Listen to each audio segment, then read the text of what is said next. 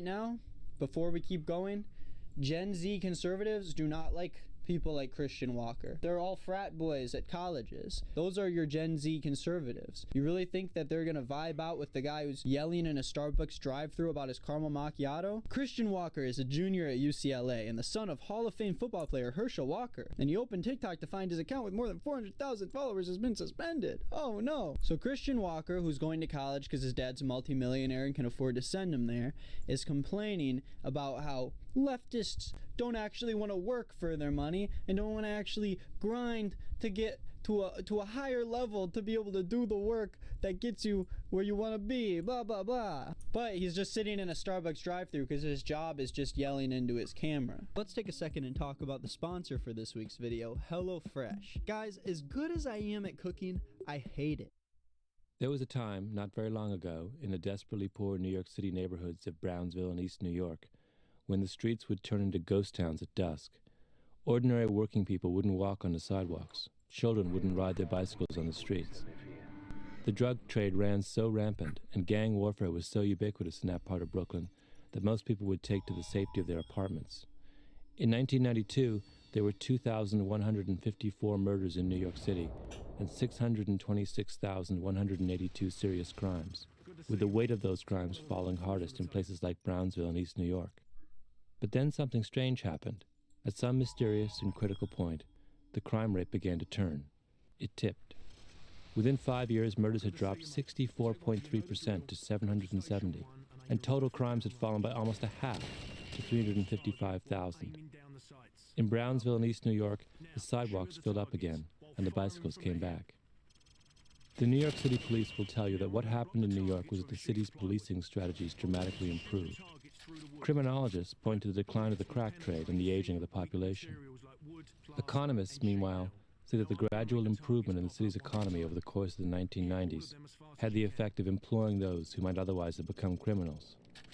But the demographic changes are all long-term trends, happening all over the country. They don't explain why crime plunged in New York City so much more than in other cities around the country. And they don't explain why it all happened in such an extraordinarily short time. How can a change in a handful of economic and social indices cause murder rates to fall by 2/3 in 5 years? American brushed suede shoes with the lightweight crepe sole. The tipping point came somewhere between late 1994 and early 1995. The brand had been all but dead until that point.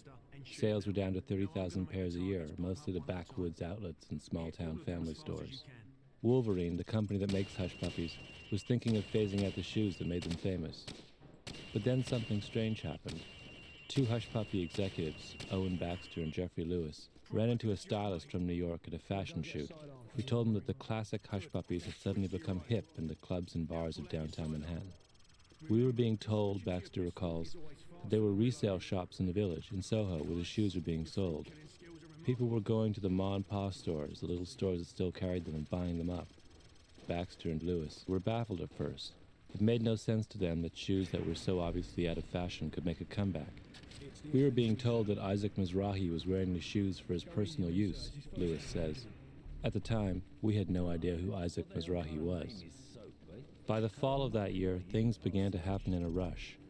First, the designer John Bartlett called. He wanted to use Hush Puppies in his spring collection. Then another Manhattan designer, Anna Sui, called, wanting shoes for her show as well. In Los Angeles, the designer Joel Fitzgerald put a 25-foot inflatable basset hound, the symbol of the Hush Puppies brand, on the roof of his Hollywood boutique and gutted an adjoining art gallery to turn it into a Hush Puppies department store. It was total word of mouth, Fitzgerald remembers. In 1995, the company sold 430,000 of the classic Hush Puppies. The next year it sold 4 times that, and the year after that still more, until Hush Puppies were once again a staple of the wardrobe of the young American male. Hush Puppies had suddenly exploded, and it all started with a handful of kids in the East Village in Soho. Those first few kids, whoever they were, weren't deliberately trying to promote Hush Puppies. They were wearing them precisely because no one else would wear them. Then it spread to 2 fashion designers who used the shoes to peddle something else, haute couture fashion. The shoes were an incidental touch. And then, in the space of a year, boom, the shoes exploded. They went past a certain point and they tipped. How did that happen? How does a $30 pair of shoes go from a handful of downtown Manhattan hipsters and designers to every mall in America in the space of 2 years? So I figured out that I can't do CDS. The tipping point is the biography of an idea, and the idea is very simple. I can't do CDS Ideas and with products and OBS messages open. and behaviors spread just like viruses do. The rise of hush puppies and the fall of New York's crime rate are textbook examples of epidemics in action. Although they may sound like they don't have very much in common, they share a basic underlying pattern. First of all, they are clear examples of contagious behavior. No one took an advertisement out and told people that traditional hush puppies were cool and they could start wearing them again. Those kids simply wore the shoes when they went to clubs or cafes or simply walked the streets of downtown New York. And in so doing, they exposed other people to their fashion sense. They infected them with the hush puppy virus. The crime decline in New York surely happened the same way. It wasn't that some huge percentage of would-be murderers suddenly sat up in 1993 and decided not to commit any more crimes. Nor was it that the police managed to magically intervene in a huge percentage of situations that would otherwise have turned deadly. What happened is that the small number of people in the small number of situations in which the police or the new social forces had some impact clearly started behaving very differently. And that behavior somehow spread to other would-be criminals in similar situations. Somehow an awful lot of people in New York got infected with an anti-crime virus in a short time. The second distinguishing characteristic of these two examples is that in both cases little changes had big effects. All of the possible reasons for why New York's crime rate dropped are changes that happened at the margin. The crack trade leveled off, the population got a little older, the police force got a little better, yet the effect was dramatic. So too with hush puppies. How many kids are we talking about who began wearing their shoes in Manhattan? 20? 50? 100 at the most? Yet their actions seem to have single-handedly started an international fashion trend. Finally, both changes happened in a hurry. They didn't build slowly and steadily. Crime didn't taper off. It didn't gently decelerate. Rather, it hit a certain point and jammed on the brakes. These three characteristics, contagiousness, the fact that little changes can have big effects, and that change happens not gradually but at one dramatic moment, are the same three principles that define how measles move through a grade school classroom, or how the flu attacks every winter. Of the three, the third epidemic trait, the idea that epidemics can rise or fall in one dramatic moment, is the most important, because it is the principle that makes sense of the first two, and that permits the greatest insight into why modern change happens the way it does. The name given to that one dramatic moment in an epidemic, when everything can change all at once, is the tipping point. A world that follows the rules of epidemics is a very different place from the world we think we live in now. Think for a moment about the concept of contagiousness. If I say that word to you, you think of colds and the flu, or perhaps something very dangerous like HIV or Ebola. We have in our minds a very specific biological notion of what contagiousness means. But if there can be epidemics of crime or epidemics of fashion, there must be all kinds of things just as contagious as viruses. Have you ever thought about yawning, for instance? Yawning is a surprisingly powerful act. Just by listening to the word yawn in the previous sentences, a good number of you will probably yawn within the next few minutes. If you're listening to this in a public place and you've just yawned, chances are that a good proportion of everyone who saw you yawn is now yawning too. And a good proportion of the people watching the people who watched you yawn are now yawning as well, and on in an ever-widening yawning circle. Yawning is incredibly contagious. I made some of you listening to this yawn simply by saying the word yawn. The people who yawned when they saw you yawn, meanwhile, were infected by the sight of you yawning, which is a second kind of contagion. They might even have yawned if they'd only heard you yawn, because yawning is also orally contagious. If you play an audio tape of a yawn to blind people, they'll yawn too. And finally, if you yawned as you heard this, did the thought cross your mind, however unconsciously or fleetingly, that you might be tired? I suspect that for some of you it did, which means that yawns can also be emotionally contagious. Simply by saying the word, I can plant a feeling in your mind. Can the flu virus do that? Contagiousness, in other words, is an unexpected property of all kinds of things. And we have to remember that if we are to recognize and diagnose epidemic change. The second of the principles of epidemics, that little changes can somehow have big effects, is also a fairly radical notion. We are, as humans, heavily socialized to make a kind of rough approximation between cause and effect. If we want to communicate a strong emotion, If we want to convince someone that, say, we love them, we recognize that we need to speak passionately and forthrightly. If we want to break bad news to someone, we lower our voices and choose our words carefully.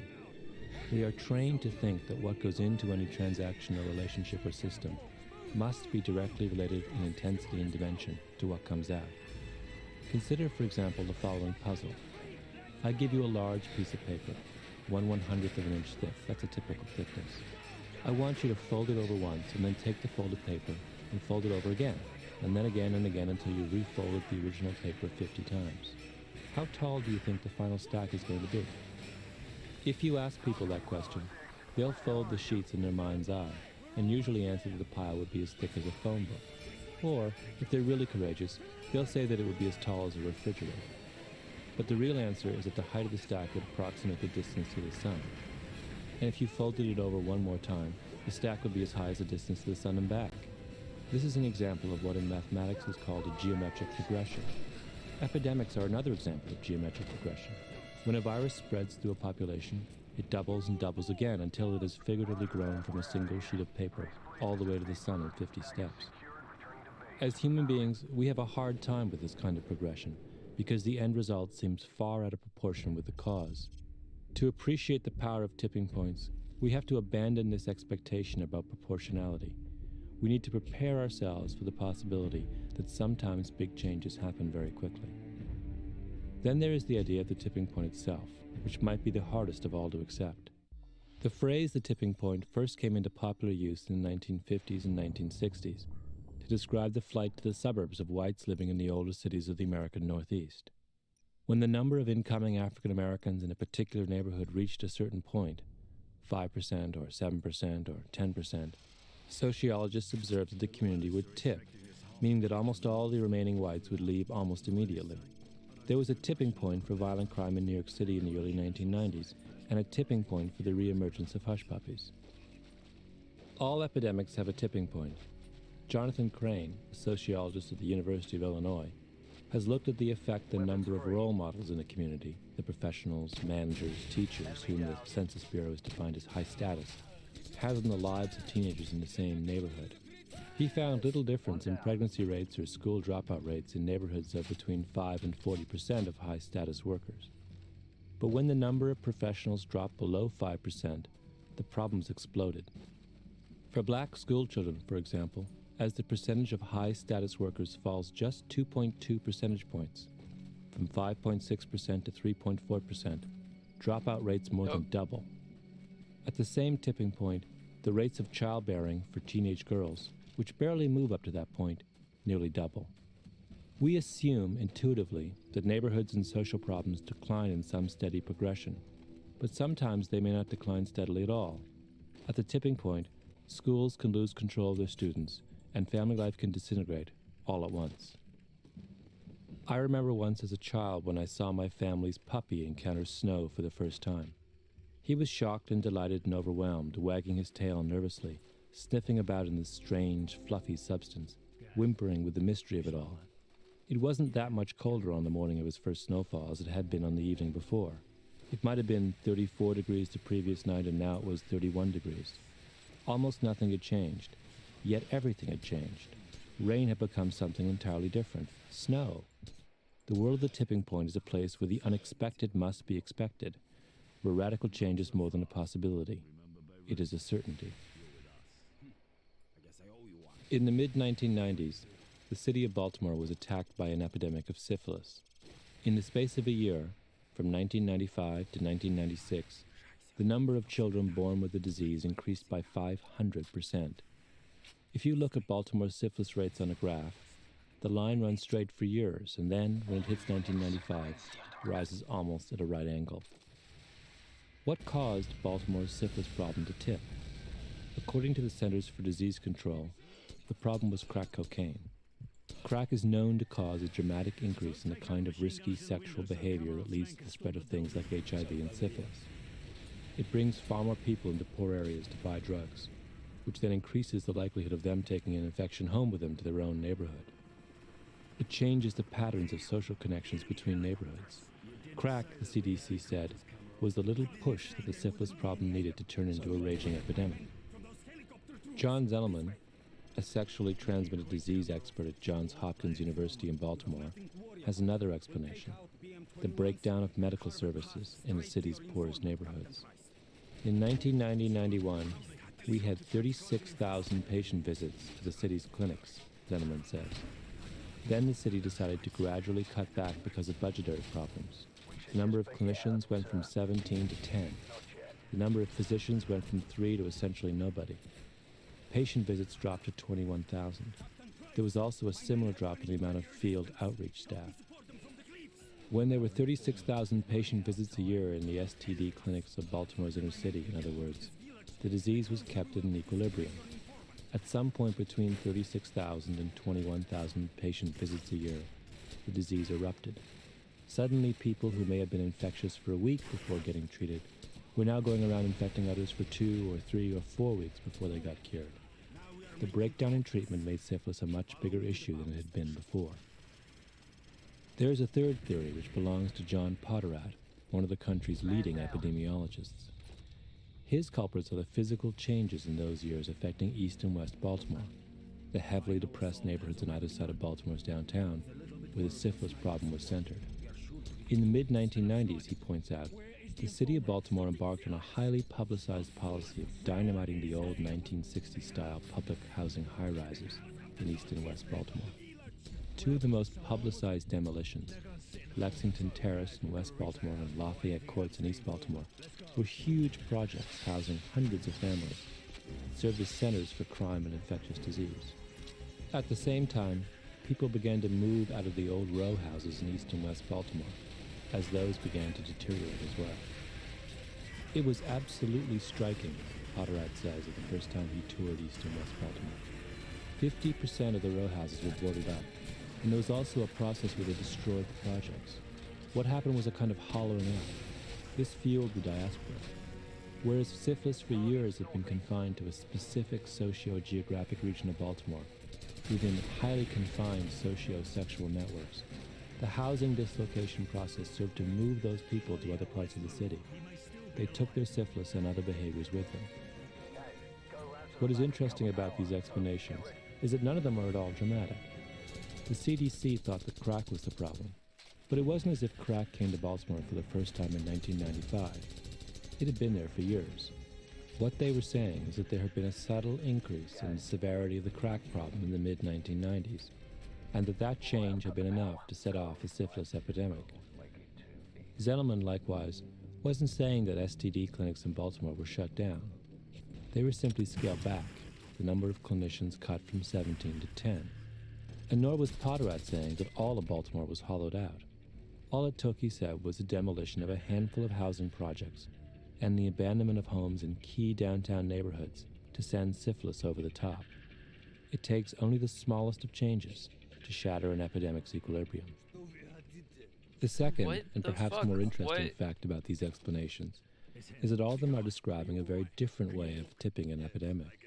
The CDC is talking about the overall context for the disease, how the introduction and growth of an addictive drug can so change the environment of a city that it can cause a disease to tip.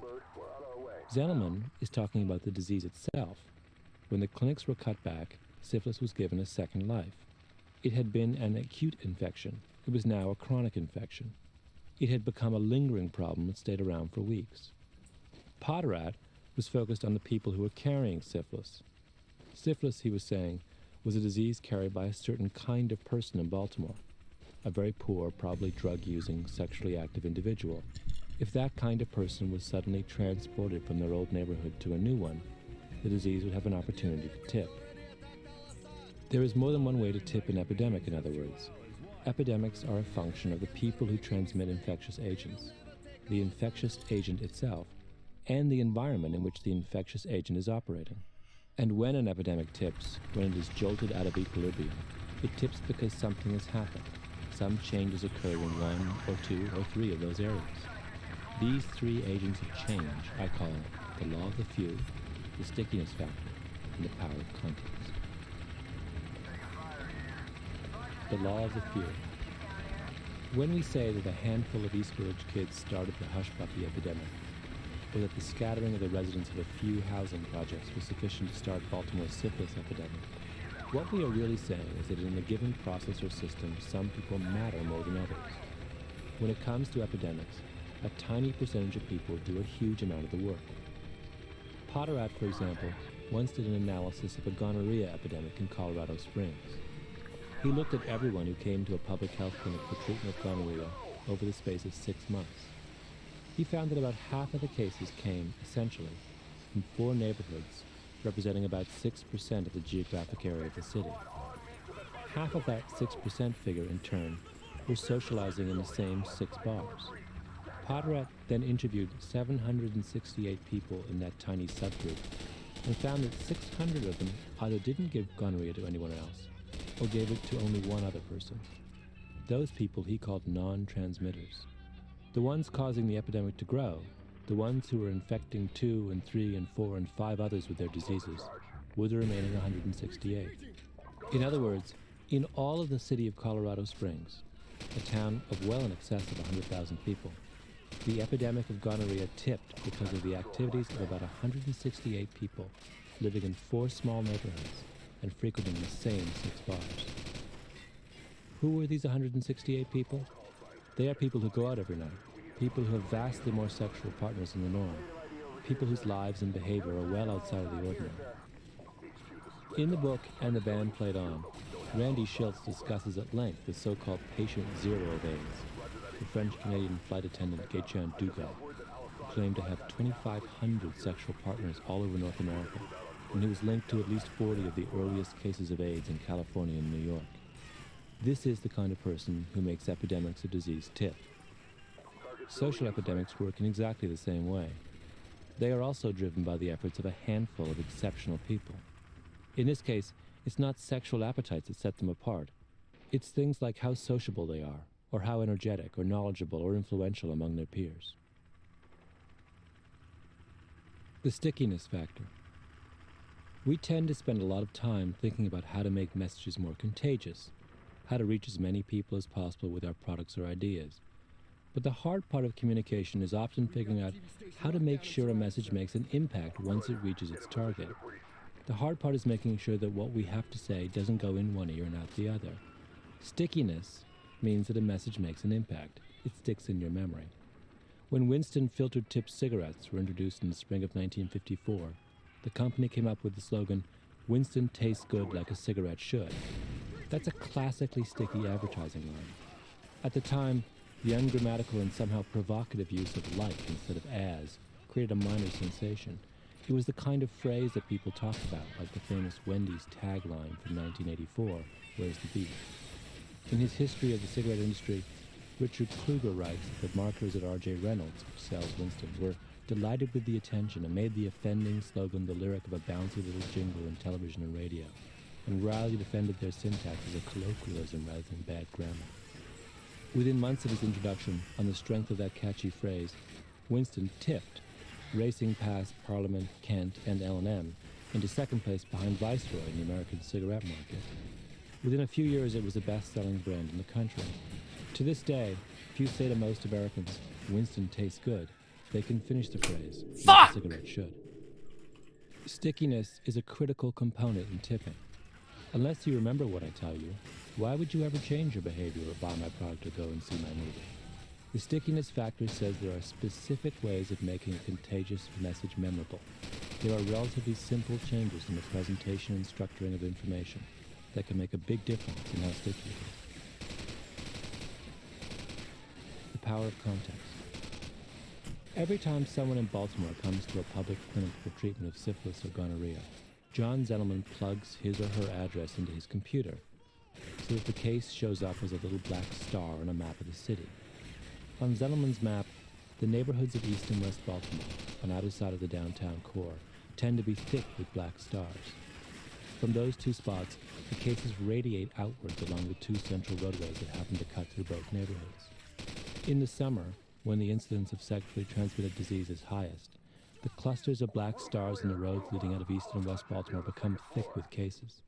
The disease is on the move. But in the winter months, the map changes. When the weather turns cold, and the people of East and West Baltimore are much more likely to stay at home and not go to the bars and clubs and street corners where sexual transactions are made, the stars of each neighborhood fade away. The seasonal effect on the number of cases is so strong that it's not hard to imagine that a long, cold winter in Baltimore could be enough to substantially slow or lessen, at least for the season, the growth of the syphilis epidemic. Epidemics, Zelman's map demonstrates, are strongly influenced by the situation, by the circumstances and conditions and particulars of the environments in which they operate.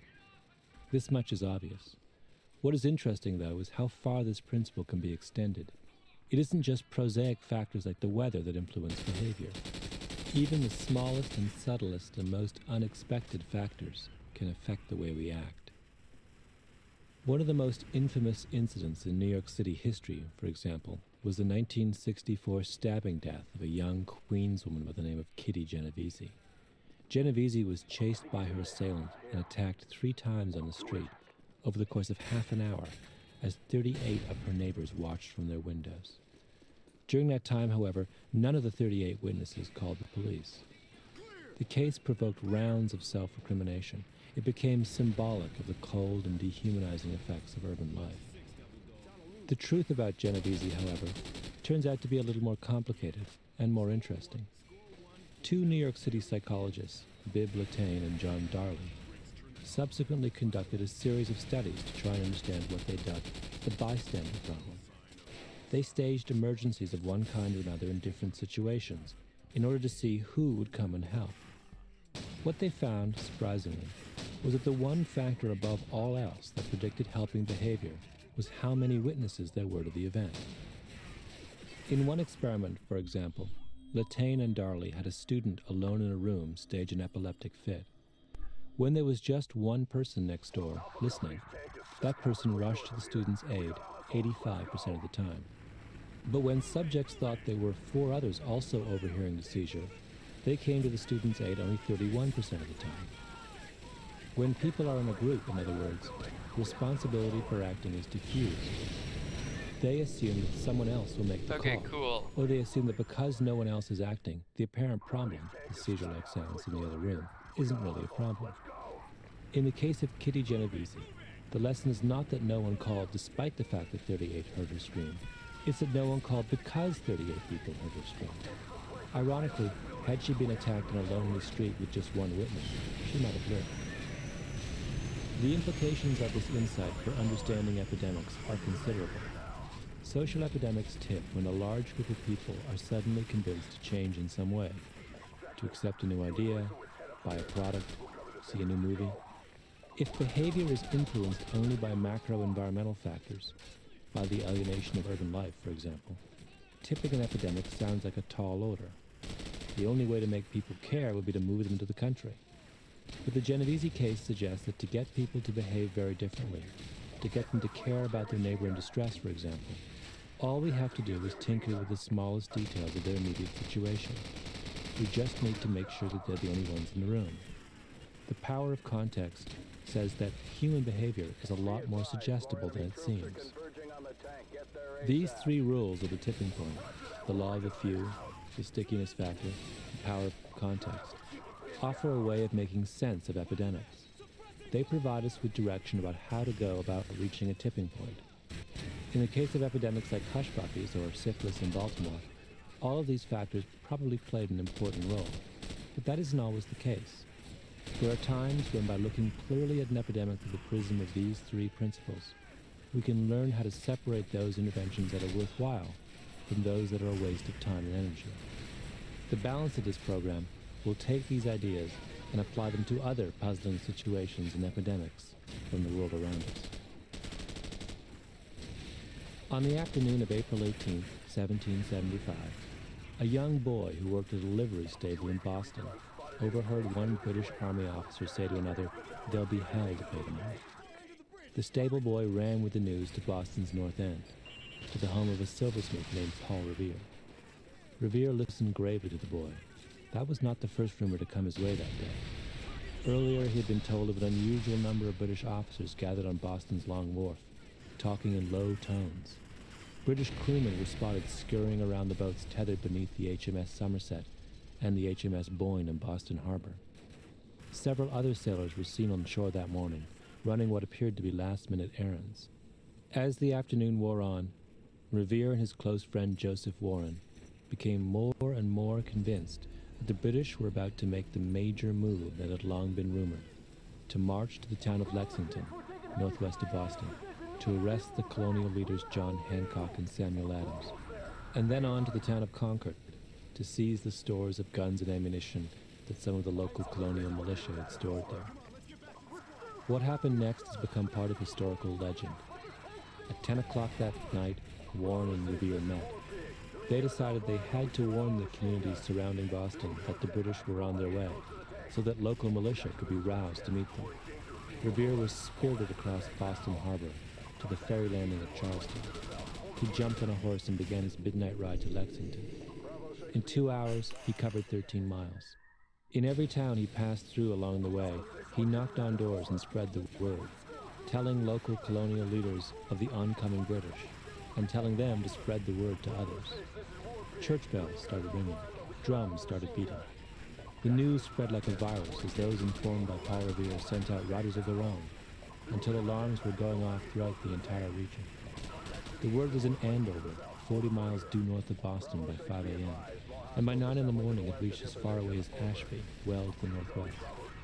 When the British finally began their march towards Lexington on the morning of the 19th, their foray into the countryside was met, to their utter astonishment, with organized and fierce resistance.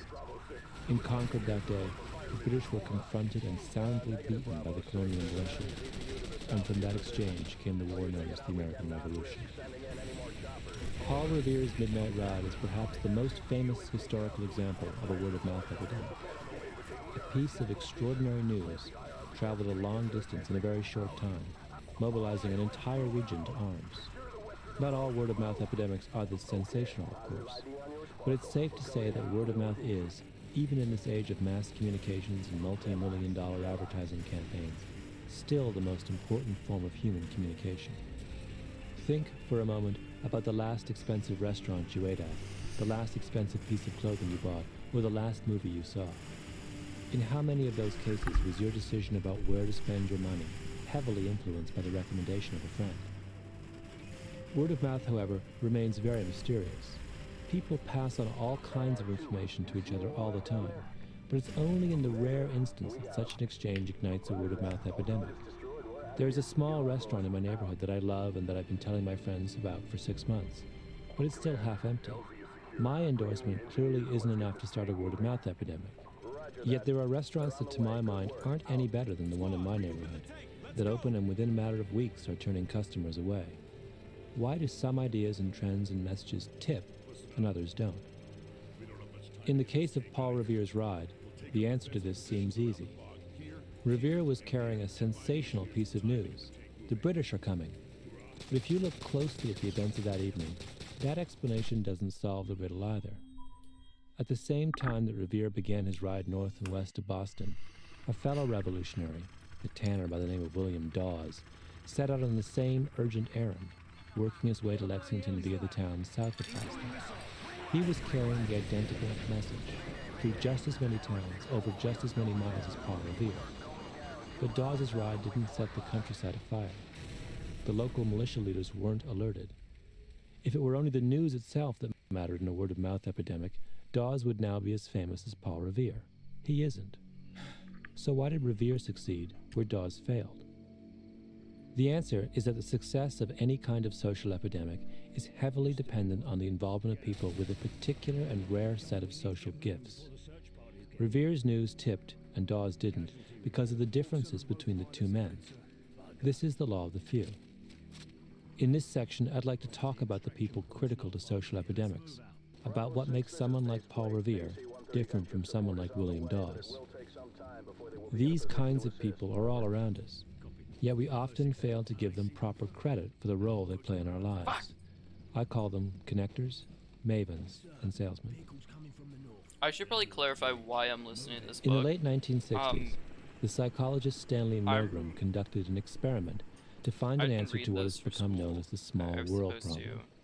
The by problem is this. quarters ending How are tomorrow, human beings and I have to get a connected? fuck ton of stuff in. Do we all belong to separate worlds, operating simultaneously but autonomously, so that the links between any two people anywhere in the world are few and distant?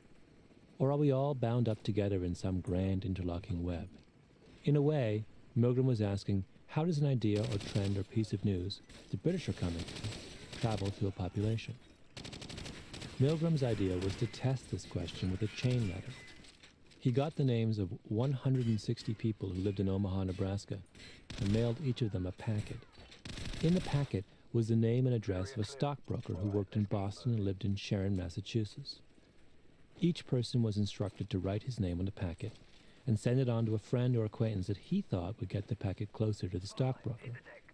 If you lived in Omaha and had a cousin outside of Boston, for example, you might send it to him on the grounds that even if he did not himself know the stockbroker, your cousin would be a lot more likely to be able to get to the stockbroker in 2 or 3 or 4 steps. The idea was that when the packet finally arrived at the stockbroker's house, Milgram could look at the list of all those whose hands it went through to get there and establish how closely connected someone chosen at random from one part of the country was to another person in another part of the country. Milgram found that most of the letters reached the stockbroker in 5 or 6 steps. This experiment It's is where we actually get the really concept of interesting 6 that an degrees of experiment separation. happened, because that was a thought that I had In like the 6 back degrees in of like 3rd grade. separation, I was like, not I all degrees wonder are equal. if When everybody Milgram knows analyzed someone this who knows experiment, everybody else. he found that many of the chains from Omaha to Sharon followed the same asymmetrical pattern. 24 letters reached the stockbroker at his home in Sharon, and of those 16 were given to him by the same person, a clothing merchant Milgram calls Mr. Jacobs. The balance of letters came to the stockbroker at his office, and of those the majority came through 2 other men, who Milgram I calls just realized Mr. that I Brown and threw Mr. Jones. needs and not. In all, half of the responses that came back to the stockbroker were delivered to him by these same 3 people. Think of it. Dozens of people, chosen at random from a large Midwestern city, send out letters independently. Some go through college acquaintances. Some send the letters to relatives. Some send them to old workmates. Everyone has a different strategy. Yet in the end, when all of those separate and idiosyncratic chains were completed, half of those letters ended up in the hands of Jacobs, Jones, and Brown. 6 degrees of separation doesn't mean that everyone is linked to everyone else in just 6 steps. It means that a very small number of people are linked to everyone else in a few steps, and the rest of us are linked to the world through those special few. There is an easy way to explore this idea. Suppose that you made a list of the 40 people whom you would call your circle of friends, not including family and co-workers, and in each case, work backward until you could identify the person who is ultimately responsible for setting in motion the series of connections that led to that friendship. My oldest friend Bruce, for example, I met in 1st grade, so I'm the responsible party. That's easy. I met my friend Nigel because he lived down the hall in college from my friend Tom, who I met because in freshman year he invited me to play touch football. Tom is responsible for Nigel.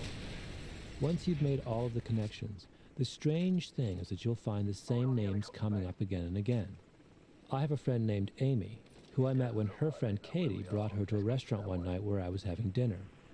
I know Katie because she's best friends with my friend Larissa, who I know because I was told to look her up by a mutual friend of both of ours, Mike A., whom I know because he went to school with another friend of mine, Mike H., who used to work at a political weekly with my friend Jacob. No Jacob, no Amy. In fact, when I go down my list of 40 friends, 30 of them, in one way or another, lead back to Jacob.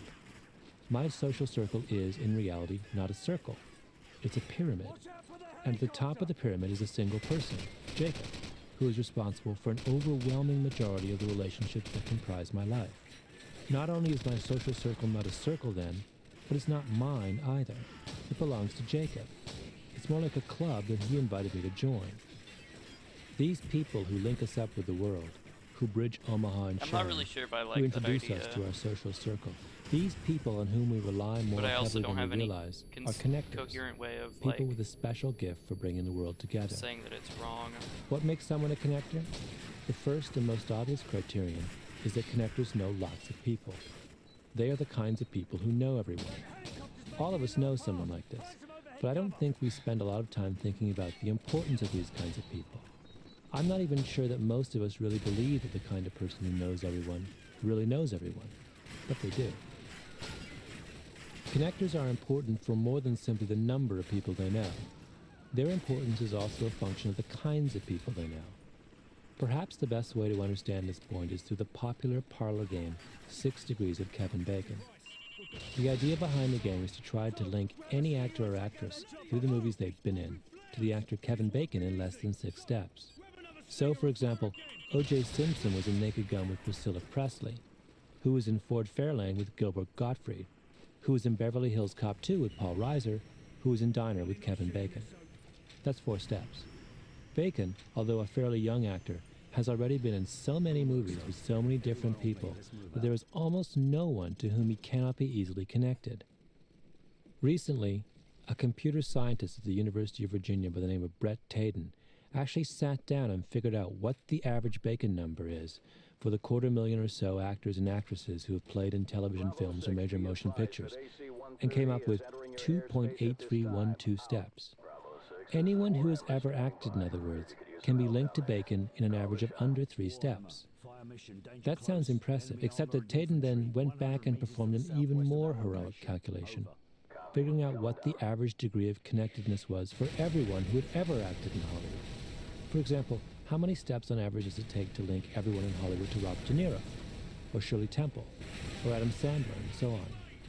What Taden found was that when he listed all Hollywood actors in order of their connectedness, Bacon only ranked 669. Oh, fuck. Martin Sheen, by contrast, can be connected on average to every actor in 2.63681 steps, which puts him almost 650 places higher than Bacon. The best connected actor of all time? Rod Steiger. There are lots of people, however, who have made lots of movies and aren't particularly well connected. John Wayne made 179 movies in his 60-year career and still ranks only 116th. What really sets someone like Steiger apart is his range.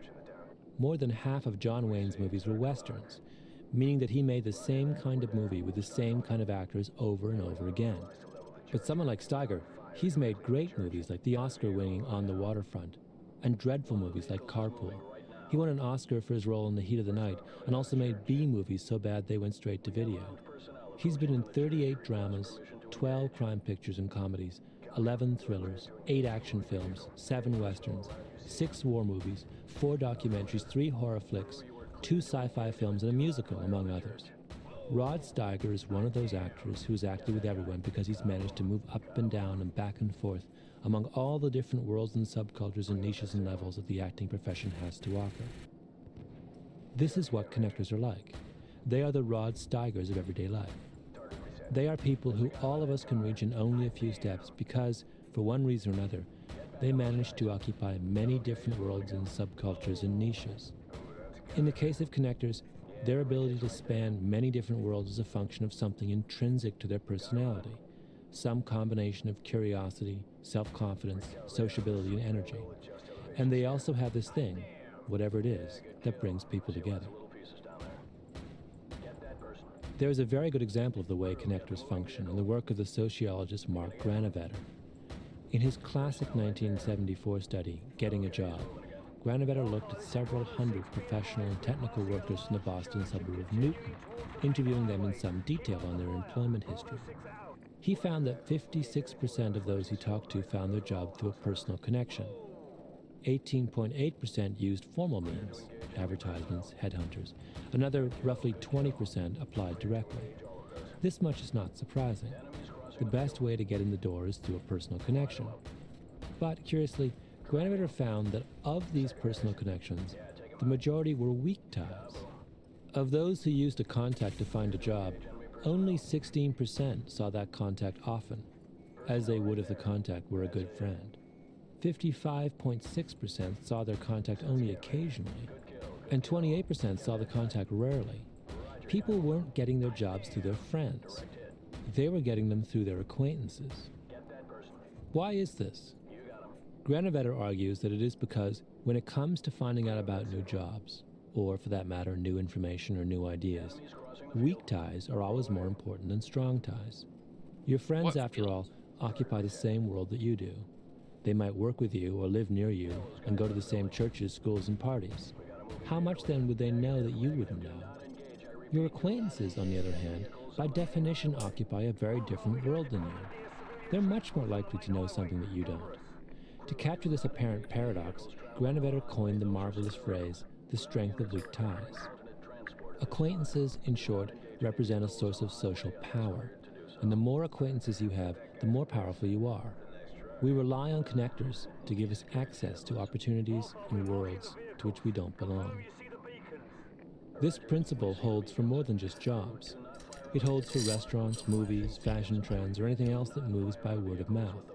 The closer an idea or a product comes to a connector, the more power and opportunity it has. Could this be one of the reasons hush puppies suddenly became a major fashion trend? Along the way from the East Village to Middle America, a connector or a series of connectors must have suddenly become enamored of them. And through their enormous social connections, their long lists of weak ties, their role in multiple worlds and subcultures, they must have been able to take that idea and send it to 1,000 directions at once to make it really tip. Hush puppies, in a sense, got lucky. And perhaps one of the reasons why so many fashion trends don't make it into mainstream America is that simply by sheer bad fortune, they never happen to meet the approval of a connector along the way. Here, then, is the explanation for why Paul Revere's Midnight Ride started a word-of-mouth epidemic, and William Dawes's did not. Paul Revere was a connector. He was gregarious and intensely social. When he died, his funeral was attended, in the words of one contemporary newspaper account, by troops of people. He was a member of several select social clubs. It is not surprising, then, that when the British Army began its secret campaign in 1774 to root out and destroy the stores of arms and ammunition held by the fledgling revolutionary movement, that Revere became a kind of unofficial clearinghouse for the anti-British forces. He knew everybody. It would be a mistake, however, to think that connectors are the only people who matter in a social epidemic. At some point in the rise of hush puppies, the shoes were discovered by connectors, who broadcast the idea of hush puppies as cool far and wide. But who told the connectors about hush puppies?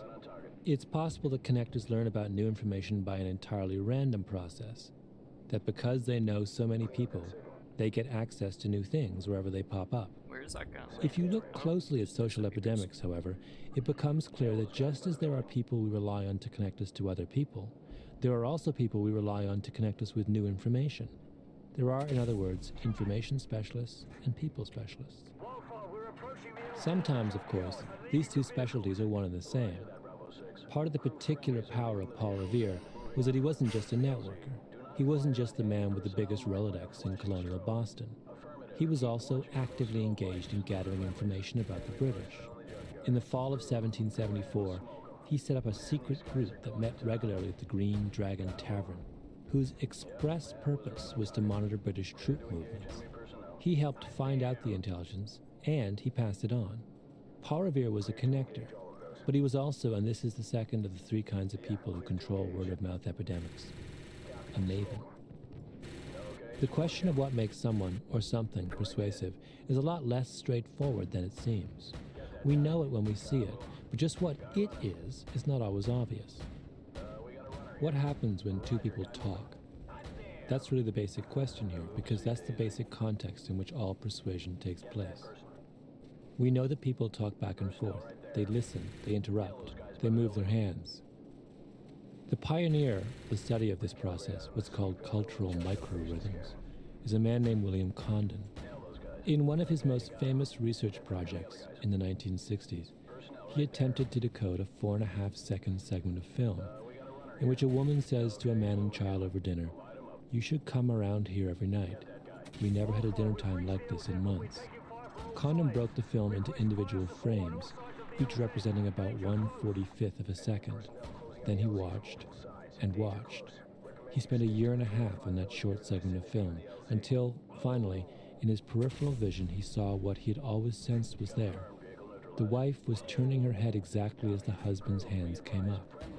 From there, he picked up other micro-movements, other patterns that occurred over and over again, until he recognized that in addition to talking and listening, the three people around the table were also engaging in what he called interactional synchrony. Their conversation had a rhythmic physical dimension. Each person would, within the space of 1 or 2 or 3/45ths of a second, Move a shoulder or cheek or an eyebrow or a hand. Sustain that movement, stop it, change direction, and start again. And what's more, those movements were perfectly in time to each person's own words, emphasizing and underlining and elaborating on the process of articulation, so that the speaker was, in effect, dancing to his or her own speech. At the same time, the other people around the table were dancing along as well, moving their faces and shoulders and hands and bodies to the same rhythm. It's not that everyone was moving the same way, any more than people dancing to a song all dance the same way. It's that the timing of stops and starts of each person's micro movements, the jumps and shifts of body and face, were perfectly in harmony. Subsequent research has revealed that it isn't just gesture that's harmonized, but also conversational rhythm.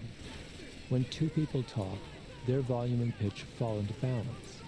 What linguists call speech rate, the number of speech sounds per second, equalizes. So does what is known as latency, a period of time that lapses between the moment one speaker stops talking and the moment the other speaker begins. Two people may arrive at a conversation with very different conversational patterns, but almost instantly they reach a common ground. Like all specialized human traits, some people have much more mastery over this reflex than others. Part of what it means to have a powerful or persuasive personality, then, is that you can draw others into your own rhythms and dictate the terms of the interaction. Skilled musicians know this, and good speakers, says Joseph Capella, who teaches at the Annenberg School of Communications at the University of Pennsylvania. They know when the crowds are with them, literally in synchrony with them, in movements and nods and stillness and moments of attention. The essence of the salesman is that, when it comes to conversation, their rhythms cannot be resisted. The word maven means one who accumulates knowledge. Perhaps the most complete understanding of what it means to be a maven comes from economists who have taken the term in recent years and applied it to a certain kind of marketplace behavior. For example, when a grocery store wants to sell a given product, they put it on sale. They put an arrow next to it on the aisle and lower the price. But occasionally they make a mistake and forget to lower the price. What people who study supermarkets have found, though, is that in that case the product still sells as much as if its price really had been lowered. This is, when you think about it, a potentially disturbing piece of information. The whole premise behind sales, or supermarket specials, is that we as consumers are very aware of the prices of things and will react accordingly. We buy more in response to lower prices and less in response to higher prices. But if all we're reacting to is the label on sale and not the price, then what's to stop supermarkets from never lowering their prices? What's to stop them from cheating us with phony on special signs every time we walk in? The answer is that although most of us don't look at prices, every retailer knows that a very small number of people do.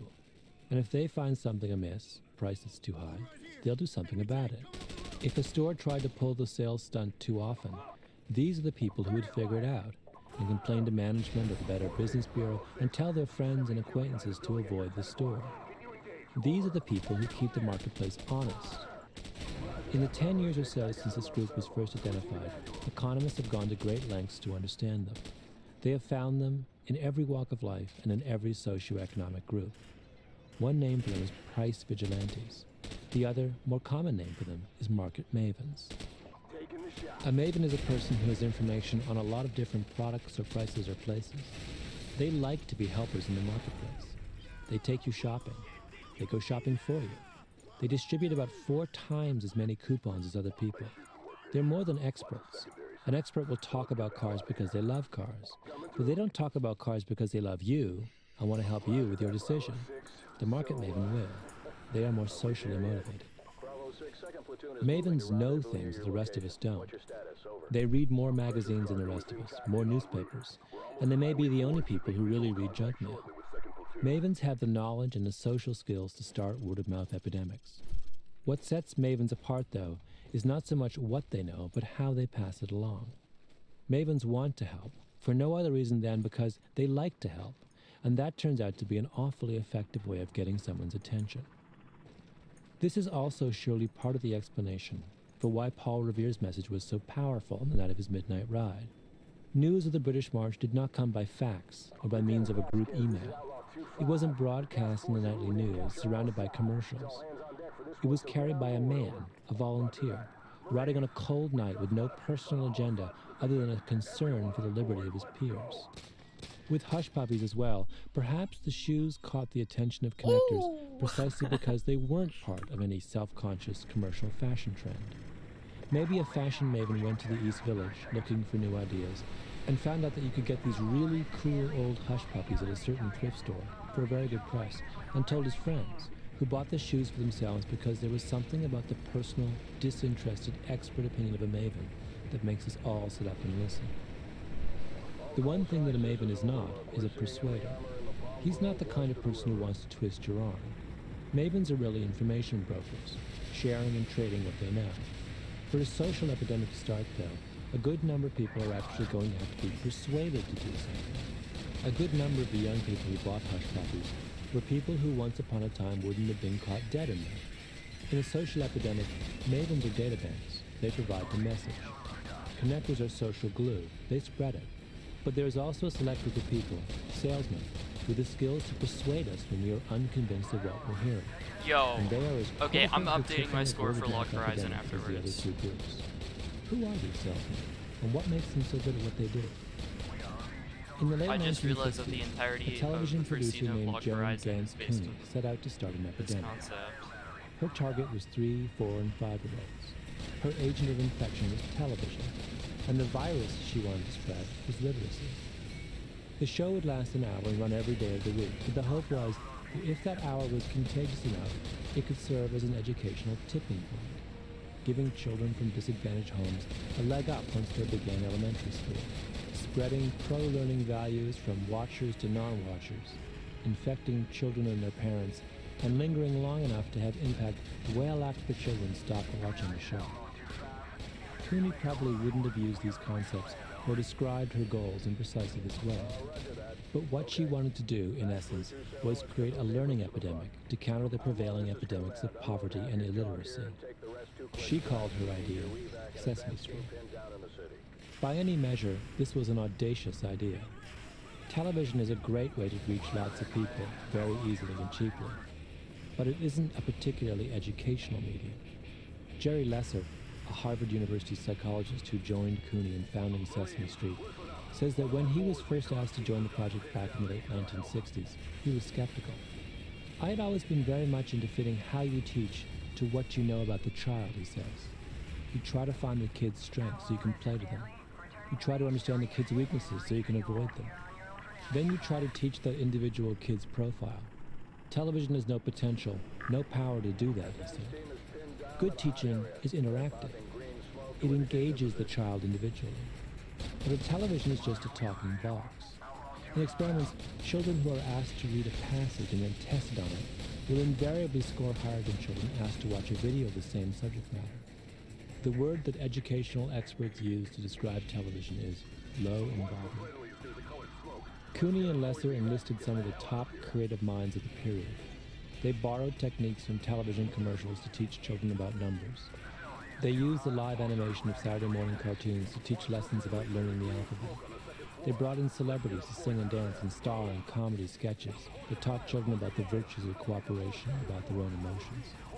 Sesame Street aimed higher and tried harder than any other children's show had. Fuck! And the extraordinary thing was that it worked.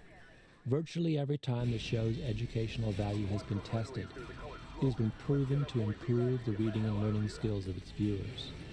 There are few educators and child psychologists who don't believe that the show managed to spread its infectious message well beyond the homes of those who watched it. The creators of Sesame Street accomplished something extraordinary, and the story of how they did that is a marvelous illustration of the second of the rules of the tipping point, the stickiness factor. They discovered that by making small but critical adjustments in how they presented ideas to preschoolers, they could overcome television's weakness as a teaching tool and make what they had to say memorable. Sesame Street succeeded because it learned how to make television sticky.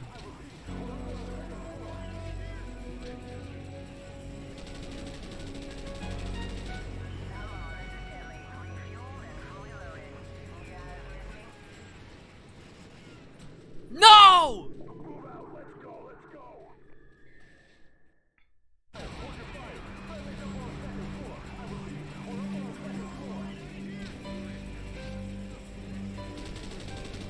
As I've previously discussed, the law of the few says that one critical factor in epidemics is the nature of the messenger. A pair of shoes or a warning or an infection or a new movie can become highly contagious and tip simply by being associated with a particular kind of person. But in all those examples, I took it as a given that the message itself was something that could be passed on. Paul Revere started a word-of-mouth epidemic with the phrase, "The British are coming." If he had instead gone on that midnight ride to tell people he was having a sale on the pewter mugs at his silversmith shop, even he, with all his enormous personal gifts, could not have galvanized the Massachusetts countryside. In epidemics, the messenger matters. Messengers are what make something spread. But the content of the message matters too. And the specific quality that a message needs to be successful is the quality of stickiness. Is the message, or the food, or the movie, or the product memorable? Is it so memorable, in fact, that it can create change? That it can spur someone to action? Stickiness sounds like it should be straightforward. When most of us want to make sure what we say is remembered, we speak with emphasis. We talk loudly and we repeat what we have to say over and over again. Marketers feel the same way. There's a maxim in the advertising business that an advertisement has to be seen at least 6 times before anyone will remember it. That's a useful message for Coca-Cola or Nike, who have hundreds of millions of dollars to spend on marketing and can afford to saturate all forms of media with their message. But it's not all that useful for, say, a group of people trying to spark a literacy epidemic with a small budget and 1 hour of programming on public television. Are there smaller, subtler, easier ways to make something stick? The answer is that there are, although they lie in areas where we may not expect them to be. If you look closely at epidemic ideas or messages, as often as not, the elements that make them sticky turn out to be small and seemingly trivial. Consider, for example, the so-called fear experiments conducted by the social psychologist Howard Leventhal in the 1960s. Leventhal wanted to see if he could convince a group of college seniors at Yale University to get a tetanus shot. He divided them up into several groups and gave all of them a 7-page booklet explaining the dangers of tetanus, the importance of inoculation, and the fact that the university was offering free tetanus shots at the campus health center to all interested students. The booklets, however, came in several versions. Some of the students were given a high fear version, which described tetanus in dramatic terms and included color photographs of a child having a tetanus seizure and other tetanus victims with urinary catheters, tracheotomy wounds, and nasal tubes. In the low fear version, the language describing the risks of tetanus was toned down, and the photographs were omitted. Leventhal wanted to see what impact the different booklets had on the students' attitudes towards tetanus and their likelihood of getting a shot.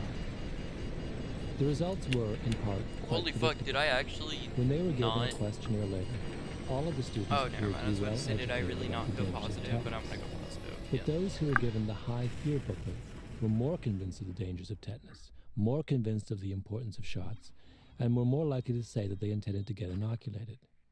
All of those differences evaporated, however, when Leventhal looked at how many of the students actually went and got a shot. 1 month after the experiments, almost none of the subjects, a mere 3%, had actually gone to the health clinic to get inoculated. For some reason, the students had forgotten everything they had learned about tetanus, and the lessons they had been told weren't translating into action. The experiment didn't stick. Why not? If we didn't know about the stickiness factor, we probably would have concluded that something was wrong with the way the booklet explained tetanus to the students.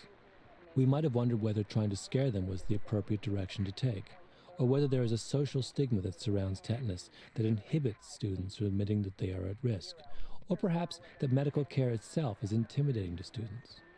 In any case, that only 3% of students responded would suggest that we were a long way from reaching our goal. But the stickiness factor suggests something quite different. It suggests the problem Fuck probably yeah. isn't with the overall conception of the message at all, and that maybe all the campaign needs is a new approach. Sure enough, when Leventhal redid the experiment, one small change was sufficient to tip the vaccination rate up to 28%. It was simply including a map of the campus, with the university health building circled, and the times that shots were available clearly listed, along with a booklet. There are two interesting implications to this study. The first is that of the 28% who got inoculated, an equal number were from the high fear as low fear group. Whatever extra persuasive muscle was found in the high fear booklet was clearly irrelevant. The students knew, without seeing gory pictures, what the dangers of tetanus were and what they ought to be doing. The second interesting thing is that, Well, of I course, think you're also as doing seniors, it at a university. they must have already so known where the health center was, you're and probably doubtless had gonna get visited it several times already. It is doubtful that any of them would ever actually have used the map. In other words, what the tetanus intervention needed in order to tip was not an avalanche of new or additional information. What it needed was a subtle but significant change in presentation. The students needed to know how to fit the tetanus stuff into their lives. The addition of the map and the times when the shots were available shifted the booklet from an abstract lesson in medical risk, a lesson no different from the countless other academic lessons they had received over their academic career, to a practical and personal piece of medical advice. And once the advice became practical and personal, it became memorable. There are enormous implications in Leventhal's fear experiments for the question of how to start and tip social epidemics. We have become, in our society, overwhelmed by people clamoring for our attention. In just the past decade, the time devoted to advertisements in a typical hour of network television has grown from 6 minutes to 9 minutes. The New York-based firm Media Dynamics estimates that the average American is now exposed to 254 different commercial messages in a day. Okay, so this There is are a now bad millions of save websites us. on the internet. Cable systems routinely carry over 50 channels of programming, and a glance inside the magazine section of any Barnes & Noble will tell you that there are thousands of magazines coming out each week and month, chock full of advertising and information. In the advertising business, this surfeit of information is called the clutter problem, and clutter has made it harder and harder to get any one message to stick. Much of what we are told or read or watch, we simply don't remember. The information age has created a stickiness problem. But Leventhal's example suggests that there may be simple ways to enhance stickiness Come the and fuck on, systematically man. engineer stickiness into a message. Man. This is a fact of obvious importance to marketers, teachers, and managers. Perhaps no one has done more to illustrate the potential of this kind of stickiness engineering, however, than children's educational television. In I particular, wonder if you can the creators switch to your of Sesame pistol Street. during that. Sesame Street was built around a single breakthrough insight, that if you can hold the attention of children, you can educate them. This may seem obvious, but it isn't. Many critics of television, to this day, argue that what's dangerous about TV is that it is addictive, that children and even adults watch it like zombies. According to this view, it's the formal features of television, violence, bright lights, loud and funny noises, quick editing cuts, zooming in and out, exaggerated action, and all the other things we associate with commercial TV that hold our attention. God damn it, dude. In other words, we don't have to understand what we're looking at or absorb what we're seeing in order to keep watching. That's what many people mean when they say television is passive. We watch it when we're stimulated by all the whizzes and bangs of the medium, and we look away or turn the channel when we're bored. What the pioneering television researchers of the 1960s and 1970s, in particular Daniel Anderson at the University of Massachusetts, began to realize, however, is that this isn't how preschoolers watch TV at all. The idea was that kids would sit, stare at the screen, and zone out, said Elizabeth Lorch, a psychologist at Amherst College. But once we began to look carefully at what children were doing, we found out that short looks were actually more common. There was much more variation. Children didn't just sit and stare. They would divide their attention between a couple of different activities. And they weren't being random. They were predictable influences on what made them look back at the screen. And these were not trivial things, not just flash and dash. No. Lorch, for instance, once re-edited an episode I of can't hear Sesame you. Street so that certain key scenes of some of the sketches were out of order. If kids were only interested in flash and dash, that shouldn't have made a difference. The show, after all, still had songs and Muppets and bright colors and action, and all the things that make Sesame Street so wonderful. But it did make a difference. The kids stopped watching. If they couldn't make sense of what they were looking at, they weren't going to look at it. In another experiment, Lorch and Anderson showed two groups of 5-year-olds an episode of Sesame Street. The kids in the second group, however, were put in a room with lots of very attractive toys on the floor. As you would expect, the kids in the room without the toys watched the show about 87% of the time, while the kids with the toys watched only about 47% of the show. Kids are distracted by toys. But when they tested the two groups to see how much of the show the children remembered and understood, the scores were exactly the same. This result stunned the two researchers. Kids, they realized, were an awful lot more sophisticated in the way they watched than had been imagined. They wrote, "We were led to the conclusion that the 5-year-olds in the toys group were attending quite strategically, distributing their attention between toy play and viewing, so that they looked at what for them were the most informative parts of the program. This strategy was so effective that the children could gain no more from increased attention." If you take these two studies together, the toy study and the editing study, you reach quite a radical conclusion about children and television. Kids don't watch when they're stimulated and look away when they're bored. They watch when they understand and look away when they are confused. If you're in the business of educational television, this is a critical difference. It means that if you want to know whether and what kids are learning from a TV show, all you have to do is notice what they're watching. And if you want to know what kids aren't learning, all you have to do is notice what they aren't watching. Preschoolers are so sophisticated in their viewing behavior, in other words, that you can determine the stickiness of children's programming by simple observation. The head of research for Sesame Street in the early years was Ed Palmer, a PhD from Oregon, whose specialty was the use of television as a teaching tool. When the Children's Television Workshop was founded in the late 1960s, Palmer was a natural recruit. "I was the only academic they could find doing research on children's TV," he says. Palmer's innovation was something he called the distractor. It was simply a slide projector and screen that he would set up next to a television monitor. On the monitor, he would play an episode of Sesame Street. On the screen adjacent to the monitor, he would run a slideshow, with one new slide every 7.5 seconds. "We had the most varied set of slides we could imagine," Palmer said. The He would last have time a I boy did this, I riding took down the street on his damage from that bike with his arms explosion. out. I don't know what the A fuck picture of a happened tall there. building, It was a so leaf weird. floating through ripples of water, a rainbow, a picture taken through a microscope, an Escher drawing. Anything to be novel, that was the idea. Preschoolers would then be brought into the room, two at a time, and told to watch the television show. Palmer and his assistants would sit slightly to the side with a pencil and paper, quietly noting when they were watching Sesame Street and when they lost interest and looked instead at the slideshow. Every time the slide changed, Palmer and his assistants would make a new notation, so that by the end of the show they had an almost second-by-second account of what parts of the episode being tested managed to hold the viewer's attention and what parts did not. The distractor was a stickiness machine. We'd take that big-sized chart paper, 2 by 3 feet, and tape several of those sheets together, Palmer remembers.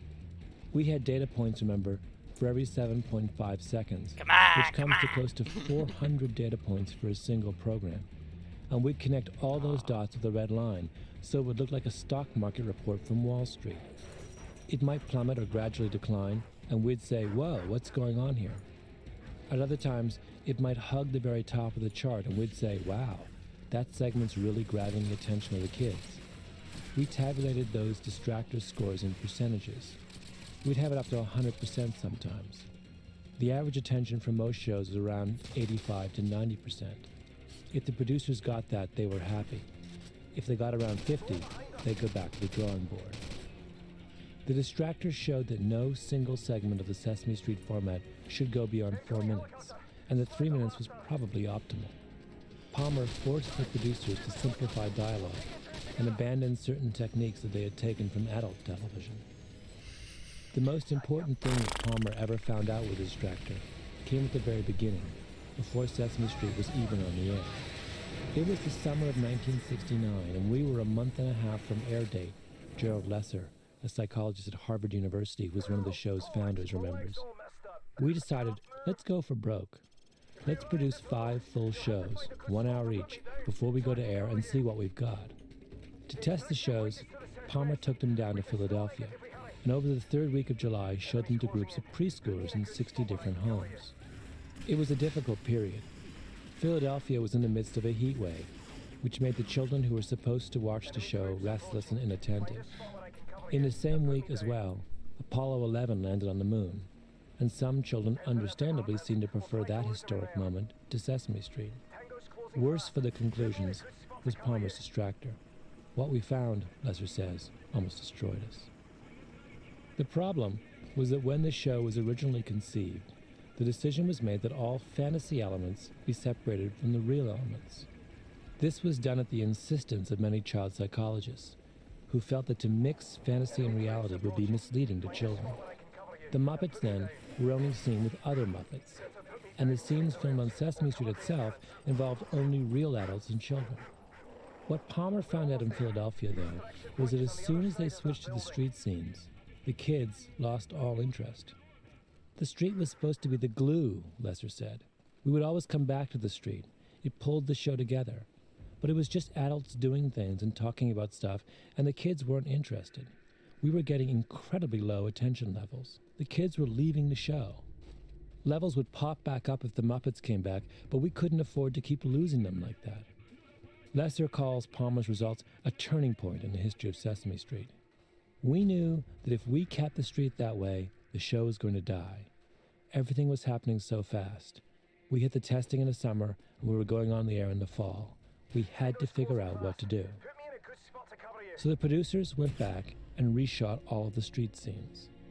Jim Henson and his co-workers created puppets who could walk and talk with the adults of the show and could live alongside them on the street. Where is he? That's when Big Bird and Oscar the Grouch and Snuffleupagus were born. What we now think of as the essence of Sesame Street, the artful blend of fluffy monsters and earnest adults, grew out of a desperate desire to be sticky. The distractor, however, for all its strength, is a fairly crude instrument. It tells you that a child understands what is happening on the screen, and as a result is paying attention, but it doesn't tell you what the child understands, or more precisely, it doesn't tell you whether the child is paying attention to what he or she ought to be paying attention to. To try to understand this question, the research staff at Sesame Street developed another innovative testing program. Consider the following two Sesame Street segments, both of which are called visual blending exercises, segments that teach children that reading consists of blending together distinct sounds. In one, Hug, a female Muppet approaches the word hug in the center of the screen. She stands behind the H, sounding it out carefully, then moves to the U, and then the G.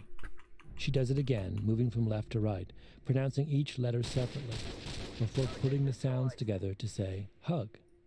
As she does, the Muppet Hairy Monster enters and repeats the word as well. The segment ends with the Hairy Monster hugging the delighted little girl Muppet.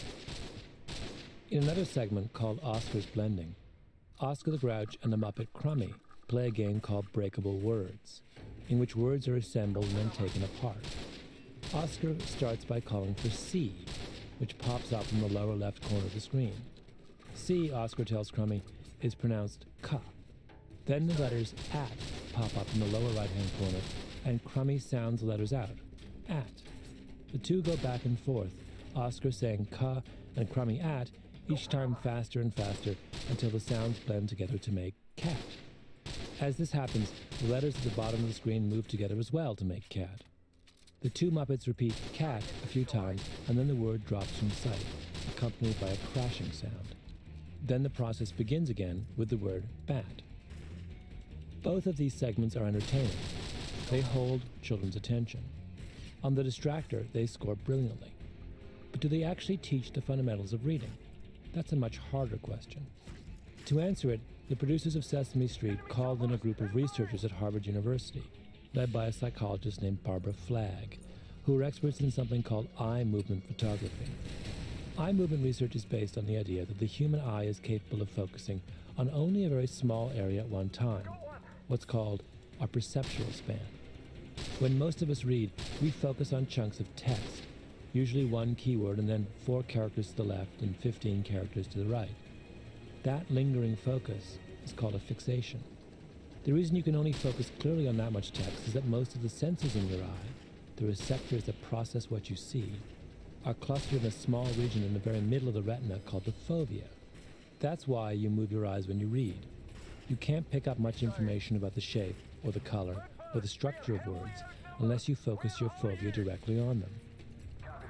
If you can track where someone's fovea is moving, you can tell with extraordinary precision what they are actually looking at and what kind of information they are actually receiving. The people who make television really commercials, not surprisingly, are obsessed with eye tracking. If you make a beer commercial with a beautiful model, it would be really important to know whether the average 22-year-old male in your target audience focuses his fovea only on the model or eventually moves to your can of beer. Sesame Street went to Harvard in 1975 for the same reason. When kids watched Oscar's Blending or Hug, were they watching and learning about the words, or were they simply watching the Muppets? The experiment was conducted with 21 4- and 5-year-olds who were brought to the Harvard School of Education over the course of a week by their parents. One by one, they were seated in an antique barber's chair with a padded headrest about 3 feet away from a 17-inch color television monitor. A Gulf and Western infrared eye view monitor was set up just off to the left, carefully calibrated to track the fovea movements of each subject. What they found was that Hug was a resounding success. 76% of all fixations were on the letters. Better still, 83% of all preschoolers fixated on the letters in a left-to-right sequence, mimicking, in other words, the actual reading process. Oscar's Blending, on the other hand, was a disaster. Only 35% of total fixations fell on the print, and exactly 0% of the preschoolers read the letters from left to right. What was the problem? First, the letters shouldn't have been on the bottom of the screen because, as almost all eye movement research demonstrates, when it comes to television, people tend to fixate on the center of the screen. That issue, though, is really secondary to the simple fact that the kids weren't watching the letters because they were watching Oscar. They were watching the model and not the beer can.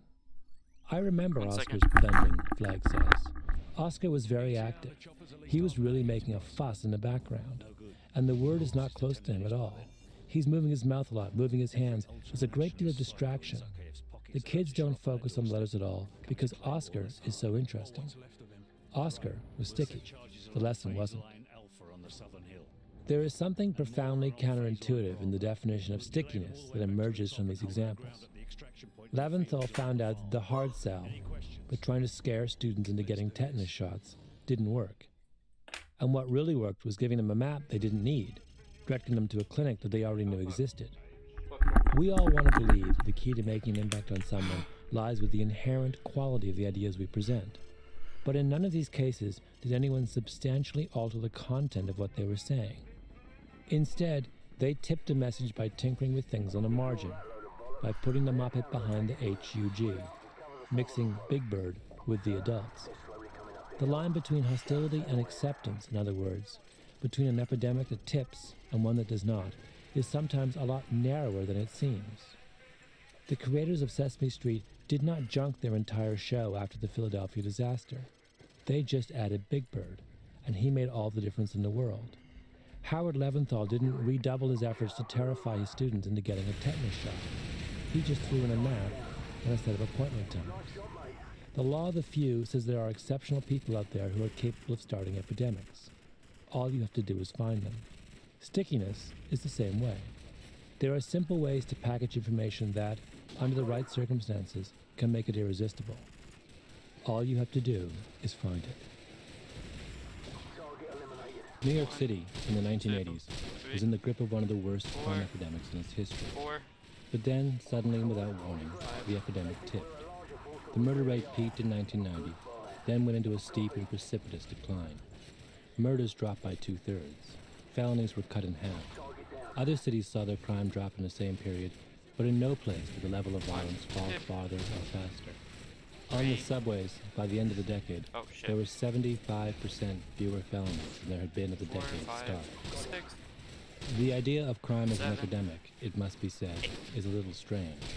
We talk about epidemics of violence, or crime waves, but it's not clear that we really believe that crime follows the same rules of epidemics as, say, Hush Puppies did, or Paul Revere's Ride.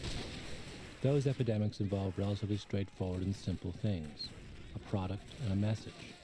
Crime, on the other hand, isn't a single discrete thing, but a word used to describe an almost impossibly varied and complicated set of behaviors. Criminal acts have serious consequences. They require the criminal to do something that puts himself at great personal peril. To say that someone is a criminal is to say that they are evil, or violent, or dangerous, or dishonest, or unstable, or any combination of any of those things, none of which are psychological states that sound like they can be transmitted casually from one person to another.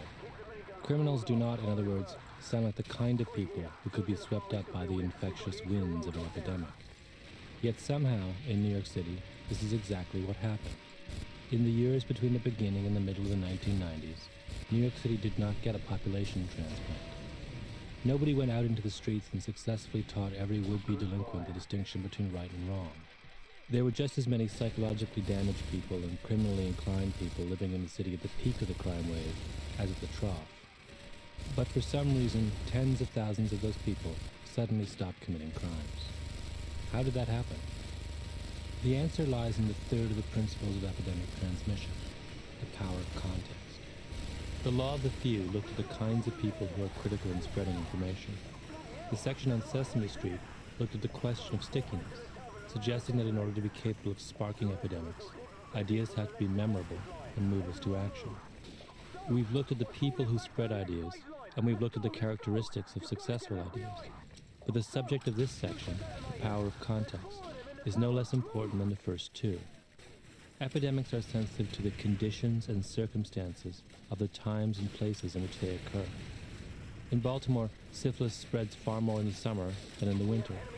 Hush puppies took off because they were being worn by kids in the cutting-edge precincts of the East Village, an environment which helped others to look at the shoes in a new light. It could even be argued that the success of Paul Revere's Midnight Ride, in some way, owed itself to the fact that it was made at midnight. At midnight, everyone is home in bed, which makes them an awful lot easier to reach than if they are off on errands or working in the fields. And if someone wakes us up to tell us something, we automatically assume the news is going to be urgent. One can only imagine how Paul Revere's afternoon ride might have compared.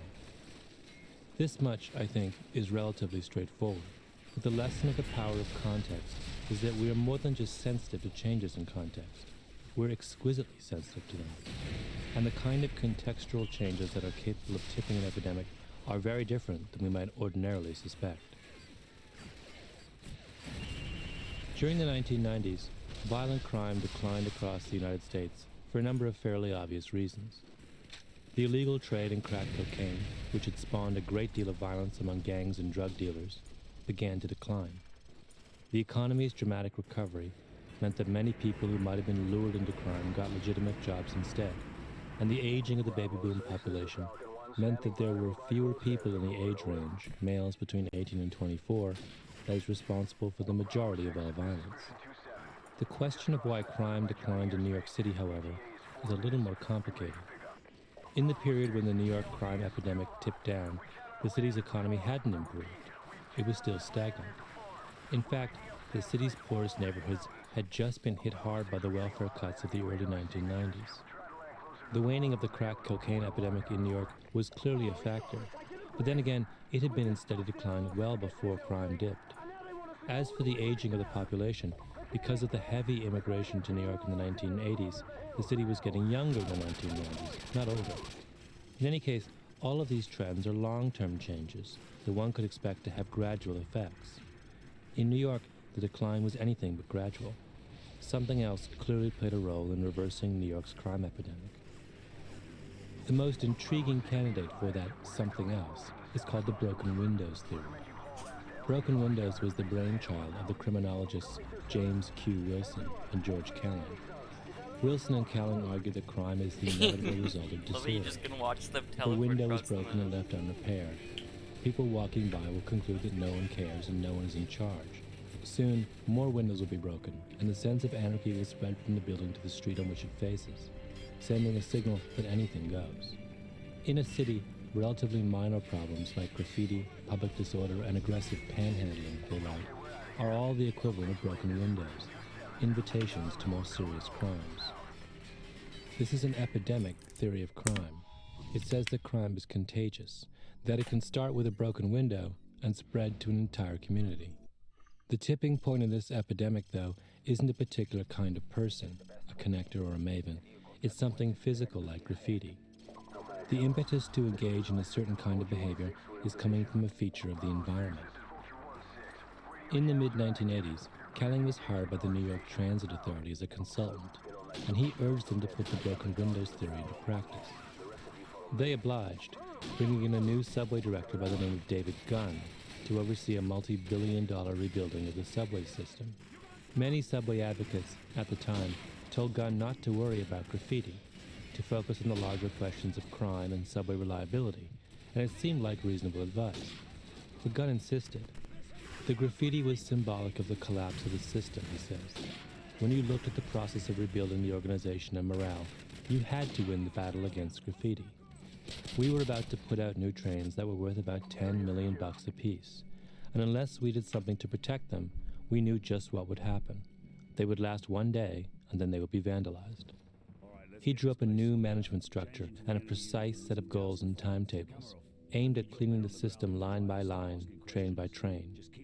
He started with the number 7 train that connects Queens to Midtown Manhattan, and began experimenting with new techniques to clean off the paint. On stainless steel cars, they used solvents. On the painted cars, they simply painted over the graffiti. Gunn made it a rule that there should be no retreat, that once a car was reclaimed, it should never be allowed to be vandalized again. At the end of the number 1 line in the Bronx, where the train stopped before turning around and going back to Manhattan, Gunn set up a cleaning station. If a car came in with graffiti, the graffiti had to be removed during the changeover, or the car was removed from service. The idea was to send an unambiguous message to the vandals themselves. Gunn's graffiti cleanup took from 1984 to 1990. At that point, the Transit Authority hired William Bratton to head the transit police, and the second stage of the reclamation of the subway system began. Bratton was a disciple of broken windows, so his first step as police chief was as seemingly quixotic as Gunn's. With felonies, serious crimes, on the subway system at an all-time high, Bratton decided to crack down on fare beating. Why? Because he believed that fare beating was a tipping point, a small sign of disorder that invited much more serious crimes. An estimated 170,000 people a day were entering the system by one route or another without paying a token. Some were kids who simply jumped over the turnstiles. Others would lean backwards on the turnstiles and force their way through. The problem was that once 1 or 2 or 3 people began doing it, other people, who might never otherwise have considered evading the law, would join in, reasoning that if some people weren't going to pay, they shouldn't either, and the problem would snowball. At the same time, fare beating was a difficult problem to fight. Because there was only $1.25 at stake, it didn't seem like the kind of crime to merit extraordinary measures. The transit police didn't feel like it was worth their time to stand by the turnstiles, when there were plenty of more serious crimes happening down on the platform and in the trains. Bratton quickly made his presence felt. He would roam the city on the subway at night, getting a sense of what the problems were and how best to fight them. First, he picked stations where fare beating was the biggest problem, and put as many as 10 policemen in plainclothes at the turnstiles. The team would nab fare beaters one by one, handcuff them and leave them standing in a daisy chain on the platform until they had a full catch. The idea was to signal, as publicly as possible, the transit police were now serious about cracking down on fare beaters. Previously, police officers had been wary of pursuing fare beaters because the arrest, the trip to the station house, the filling out of necessary forms, and the waiting for those forms to be processed took an entire day, all for a crime that usually merited no more than a slap on the wrist. Bratton retrofitted a city bus and turned it into a rolling station house, with its own fax machines, phones, holding pen, and fingerprinting facilities. Soon the turnaround time on an arrest was down to an hour. Bratton also insisted that a check be run on all those arrested. Sure enough, 1 out of 7 arrestees had an outstanding warrant for a previous crime, and 1 out of 20 was carrying a weapon of some sort. Suddenly, it wasn't hard to convince police officers that tackling fare beating made sense. Under Bratton, the number of ejections from subway stations for drunkenness or improper behavior tripled within his first few months in office. Arrests for misdemeanors, for the kind of minor offenses that had gone unnoticed in the past, went up fivefold between 1990 and 1994. Bratton turned the transit police into an organization focused on the smallest infractions, on the details of life underground. After the election of Rudolph Giuliani as mayor of New York in 1994, Bratton was appointed head of the New York City Police Department, and he applied the same strategies to the city at large. He instructed his officers to crack down on quality of life crimes, on the squeegee men who came up to drivers at New York City intersections and demanded money for washing car windows, for example, and on all the other above-ground equivalents of turnstile jumping No, and are you fucking kidding Bratton me? says, if you peed in the street, you were going to jail. When crime began to fall in the city, as quickly and dramatically as it had in the subways, Bratton and Giuliani pointed to the same cause. Minor, seemingly insignificant quality of life crimes, they said, were tipping points for violent crime. The broken windows theory and the power of context are one and the same. They are both based on the premise that an epidemic can be reversed, can be tipped, by tinkering with the smallest details of the immediate environment. They say that the criminal is actually someone acutely sensitive to his environment, who is alert to all kinds of cues, and who decides to commit crimes based on his perception of the world around him. The power of context says you don't have to solve the big problems to solve crime. You can prevent crimes just by scrubbing off graffiti and arresting fare beaters. The crime epidemics have tipping points, every bit as simple and straightforward as syphilis in Baltimore or a fashion trend like hush puppies. The essence of the power of context is that for certain kinds of environments, our inner states are the result of our outer circumstances.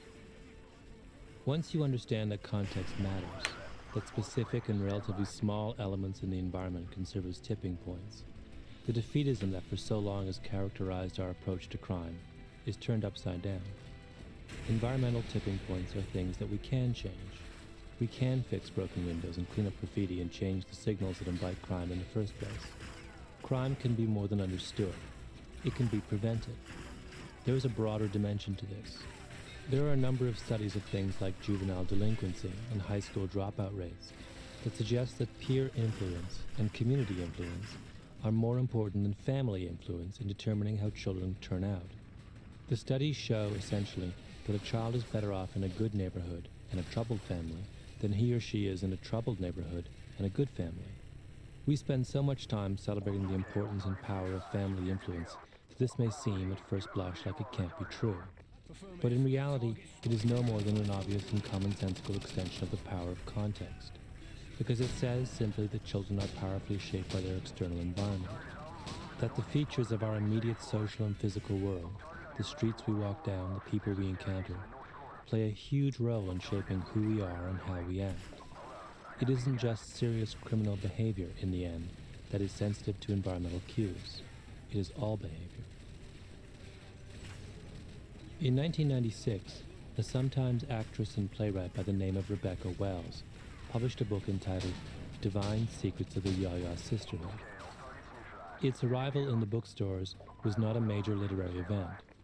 When Wells gave a reading soon after her book was published in Greenwich, Connecticut, there were 7 people in the audience. She had a smattering of reviews here and there, mostly positive, and in the end, her book sold a very respectable 15,000 copies in hardcover. A year later, Yaya Sisterhood, as the book became known, came out in paperback. The first edition of 18,000 copies sold out in the first few months. By June of 1997, total paperback sales hit 30,000, and both Wells and her editor began to get the creeping sense that something strange and wonderful was about to happen. I'd be signing books, and there would be groups of women who would come together, 6 or 7 women, and they would have me sign anywhere between 3 and 10 books, she remembered later. And I was personalizing everything. They would have me sign to their grandmothers or mothers or sisters. Wells's editor, Diane Reverend, went to her marketing people and said it was time for an advertising campaign. They bought one ad opposite the contents page of the New Yorker magazine, and in the space of a month, sales doubled from 30 to 60,000. Going from one reading to the next across the country, Wells began to see changes in the composition of her audience. I started noticing mothers and daughters coming. The daughters would be in their late 30s, early 40s. The mothers were of the generation who went to high school during World War II. Then I noticed that there started to be 3 generations coming, 20-somethings as well. And then, to my total delight, there would be teenagers and fifth graders. Divine Secrets of the Ya-Ya Sisterhood was not yet on the best-seller lists. That wouldn't happen until much later, when it would hit the charts and stay there through 48 printings and 2.5 million copies. The national media attention, the articles in big women's magazines and the appearance on television shows that would turn Wells into a celebrity hadn't started yet either. But through the power of word of mouth, her book had tipped. The turning point for me was probably in Northern California, the winter after the paperback came out, Wells said. I walked into a situation where all of a sudden there were 700 and 800 people at my readings. Why did Ya-Ya Sisterhood turn into an epidemic? In retrospect, the answer seems fairly straightforward. The book itself is heartwarming and beautifully written, a compelling story of friendship and mother-daughter relationships. It spoke to people. It's sticky. Then there's the fact that Wells herself is an actress.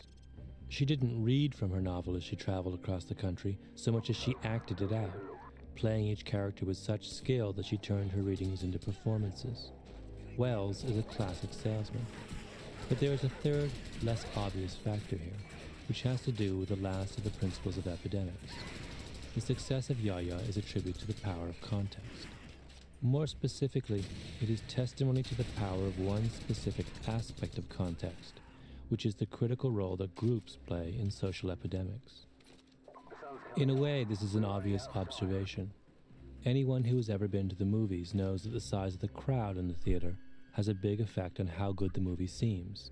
Comedies are never funnier, and thrillers never more thrilling than in a packed movie house. Psychologists tell us much the same thing, that when people are asked to consider evidence or make decisions in a group, they come to very different conclusions than when they're asked the same questions by themselves. Once we're part of a group, we're all susceptible to peer pressure and social norms and any number of other kinds of influence that can play a critical role in sweeping people up in the beginnings of an epidemic. Have you ever wondered, for example, how religious movements get started? Usually we think of them as the product of highly charismatic evangelists, people like the Apostle Paul or Billy Graham or Brigham Young. But the spread of any new and contagious ideology also has a lot to do with the skillful use of group power.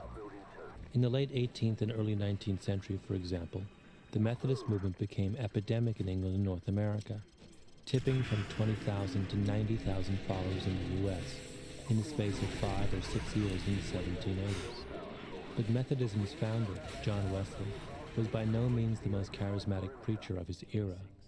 Nor was Wesley a great theologian, in the tradition of, say, John Calvin or Martin Luther. His genius was organizational. Wesley would travel around England and North America, delivering open-air sermons to thousands of people. But he didn't just preach. He also stayed long enough in each town to form the most enthusiastic of his converts into religious societies, which in turn he subdivided into smaller classes of a dozen or so people. Each convert was required to attend weekly meetings, to adhere to a strict code of conduct. If they failed to live up to the Methodist standards, they were expelled from the group. This was a group, in other words, that meant something. Over the course of his life, Wesley traveled ceaselessly among these groups, covering as much as 4,000 miles a year by horseback, reinforcing the tenets of Methodist belief. He was a classic connector. He was a super Paul Revere. The difference is, though, that he wasn't one person with ties to many people. He was one person with ties to many groups, which is a small but critical distinction. Wesley realized that if he wanted to bring about a fundamental change in someone's belief and behavior, a change that would persist and serve as an example to others, you needed to create a community around the converts, where those new beliefs could be practiced and expressed and nurtured. This is why Ya-Ya Sisterhood tipped as well. The first bestseller list on which Ya-Ya appeared was the Northern California Independent Booksellers list. Northern California, as Wells said, was where 600 and 700 people first began showing up at her readings. It was where the Ya-Ya epidemic began. Why? According to Reverend, because the San Francisco area is home to one of the country's strongest book group cultures. And from the beginning, Ya-Ya was what publishers refer to as a book group book. The groups of 7 women who Wells noticed coming to her readings were invariably all members of the same reading group. The book group movement of the past decade is, to some extent, a phenomenon of adult women, and Yaya Sisterhood was a book about the lifelong friendship of a group of adult women. It was the kind of book that people wanted to talk about, and because it was talked about in groups, it became that much stickier. It's easier to remember and appreciate something, after all, if you discuss it for 2 hours with your best friends. It becomes a social experience, an object of conversation, which is why it's not hard to understand how Yaya sparked a word-of-mouth epidemic. Wells says that at the end of her readings, during the question and answer session, women in the audience would tell her, "We've been in a book group for 2 years, and then we read your book and something else happened." It started to drop down to a level of sharing that was more like friendship. They told me that they had started going to the beach together, or having parties at each other's houses. Women began forming Yaya Sisterhood groups of their own, in imitation of the group described in the book, and bringing Wells pictures of their group for her to sign. Wesley's Methodism spread like wildfire through England and America because Wesley was shuttling back and forth among hundreds and hundreds of groups, and each group was then taking his message and making it even stickier. The word about Yaya was spreading in the same way, from reading group to reading group, from Yaya group to Yaya group, and from one of Wells's readings to another, because for over a year she stopped everything else and toured the country non-stop. But if the lesson of Yaya and John Wesley is that small, close-knit groups have the power to magnify the epidemic potential of a message or idea, that conclusion still leaves a number of critical questions unanswered. The word group, for instance, is a term used to describe everything from a basketball team to the Teamsters Union, from two couples on a holiday to the Republican Party. If we are interested in starting an epidemic and reaching a tipping point, what are the most effective kinds of groups? Is there any simple rule of thumb that distinguishes a group with real social authority from a group with little power at all? As it turns out, there is.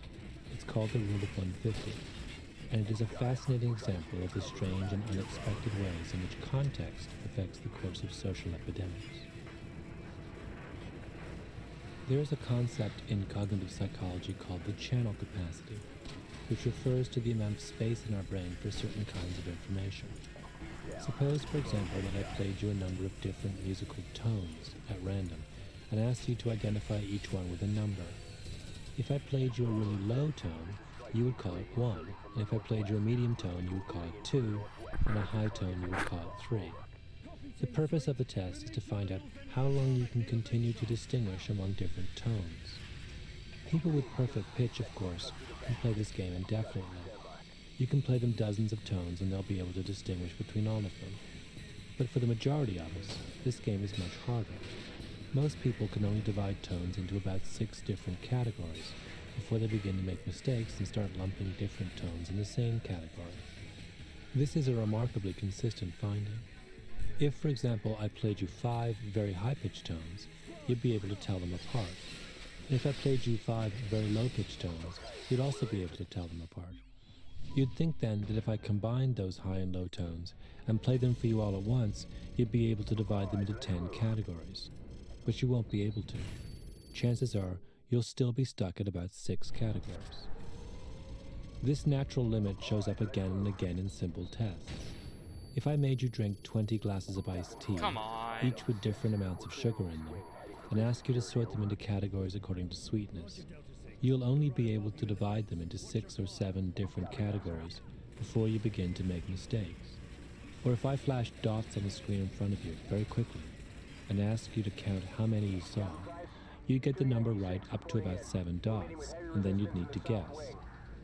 There seems to be some limitation built into us, either by learning or by the design of our nervous systems, a limit that keeps our channel capacities in this general range. The psychologist George Miller concluded in his famous essay, The Magical Number 7. This is the reason that telephone numbers have 7 digits. Bell wanted a number to be as long as possible so they could have as large a capacity as possible, but not so long that people couldn't remember it, says Jonathan Cohen, a memory researcher at Princeton University. At 8 or 9 digits, the local telephone number would exceed the human channel capacity. There would be many more wrong numbers. As human beings, in other words, we can only handle so much information at once. Once we pass a certain boundary, we become overwhelmed. What I'm describing here is an intellectual capacity, our ability to process raw I'm so information. done, dude. But if you think about it, we clearly have a channel capacity for feelings as well. I had a friend recently tell me that her grandmother had died. When I expressed my regrets, she thanked me, but added that her grandmother had been senile and very ill for many years, so that her family was as much relieved as distraught. Her explanation made perfect sense to me, as I think it would to most people. Death, even the death of someone as close to us as a grandmother, is not a uniformly tragic event. We don't feel as bad when a relative dies in their sleep at 95, as we do when someone we love dies in a car accident at 25. But why do we make that calculation? After all, in both cases, someone very close to us has died. I think the answer is that we all recognize that our capacity for compassion and empathy are finite, and we have to make choices about how best to parcel out our strongest feelings. Take a minute, for example, to make a list of all the people you know whose death would leave you truly devastated. Chances are you'll come up with about 12 names. That, at least, is the average answer that most people give to that question. Those names make up what psychologists call our sympathy group. Why aren't groups any larger? No, Partly dude. it's a question of time. If you look at the names on your sympathy list, they're probably the people who you devote the most attention to, either on the telephone, in person, or thinking and worrying about. If your list was twice as long, if it had 30 names on it, and as a result, you spent only half as much time with everyone on it, would you still be as close to everyone? Probably not. To be someone's best friend requires a minimal investment of time. More than that, though, it takes emotional energy. Caring about someone deeply is exhausting. At a certain point, at somewhere between 10 and 15 people, we begin to overload, just as we begin to overload when we have to distinguish between too many tones. It's a function of the way humans are constructed. As the anthropologist S.L. Washburn writes, most of human evolution took place before the advent of agriculture, when men lived in small groups on a face-to-face basis. As a result, human biology has evolved as an adaptive mechanism to conditions that have largely ceased to exist. Man evolved to feel strongly about few people, short distances, and relatively brief intervals of time, and these are still the dimensions of life that are important to him. Perhaps the most interesting natural limit, however, is what might be called our social channel capacity. The case for a social capacity has been made most persuasively by the British anthropologist Robin Dunbar. Dunbar begins with a simple observation. Primates have the biggest brains of all mammals. More importantly, a specific part of the brains of humans and other primates, the region known as the neocortex that deals with complex thought and reasoning, is huge by mammal standards. For years, scientists have argued back and forth about why this is the case. The answer, Dunbar says, is group size. If you look at any species of primate, at every variety of monkey and ape, the larger their cortex is, the larger the average size of the groups they live with.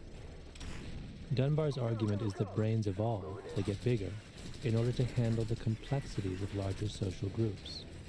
If you belong to a group of 5 people, he points out, you have to keep track of 10 separate relationships.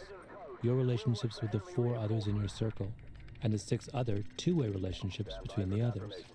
That's what it means to know everyone in the circle. You have to understand the personal dynamic between each person, juggle different personalities, keep people happy, manage the demands on your own time and attention, and so forth. If you belong to a group of 20 people, however, there are now 190 two-way relationships to keep track of, 19 involving yourself, and 171 involving the rest of the group. That's a 5-fold increase in the size of the group, but a 20-fold increase in the amount of information processing needed to know the other members of the group. Even a relatively small increase in the size of a group, in other words, creates a huge additional social and intellectual burden. Humans socialize in the largest groups of all primates because we are the only animals with brains large enough to handle the complexities of that social arrangement. Dunbar has actually developed an equation which works for most primates, in which he plugs in what he calls the neocortex ratio of a particular species, the size of the neocortex relative to the size of the brain, and the equation spits out the expected maximum group size of the animal. If you plug in the neocortex ratio for Homo sapiens, you get a group estimate of 147.8, or roughly 150. Dunbar writes, "The figure of 150 seems to represent the maximum number of individuals with whom we can have a genuinely social relationship. The kind of relationship that goes with knowing who they are and how they relate to us. Putting it another way, it's a number of people you would not feel embarrassed about joining uninvited for a drink if you happen to bump into them in a bar." Dunbar has combed through the anthropological literature and found that the number 150 pops up again and again.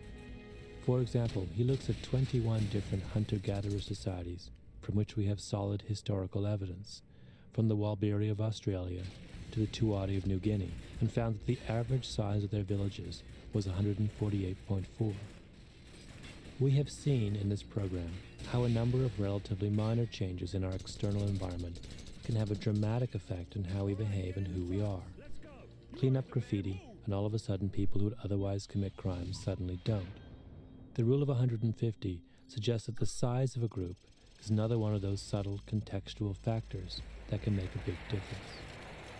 If we want groups to serve as incubators for contagious messages, as they did in the case of Divine Secrets of the Yaya Sisterhood, we have to keep them below the 150 tipping point. Above that point, there starts to be structural impediments for the ability of the group to agree and act with one voice. Crossing the 150 line is a small change that can make a huge difference. Perhaps the best example of an organization that has successfully navigated this problem is Gore Associates, a privately held, multi-billion-dollar high-tech firm based in Newark, Delaware. At Gore, there are no titles.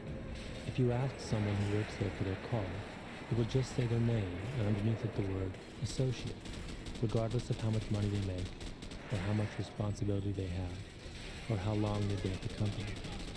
People don't have bosses, they have sponsors, mentors, who watch out for their interests. There are no organization charts, no budgets, no elaborate strategic plans. Salaries are determined collectively. Headquarters for the company is a low-slung, unpretentious red brick building.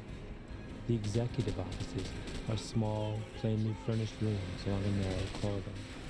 The corners of Gore buildings tend to be conference rooms or free space, so no one can be said to have a more prestigious office than someone else. When I visited a Gore associate named Bob Penn at one of the company's plants in Delaware, I tried unsuccessfully to get him to tell me what his position was. I suspected, from the fact that he had been recommended to me, that he was one of the top executives, but his office wasn't any bigger than anyone else's. His card just called it an associate. He didn't seem to have a secretary that I could see anywhere. He wasn't dressed any differently from anyone else.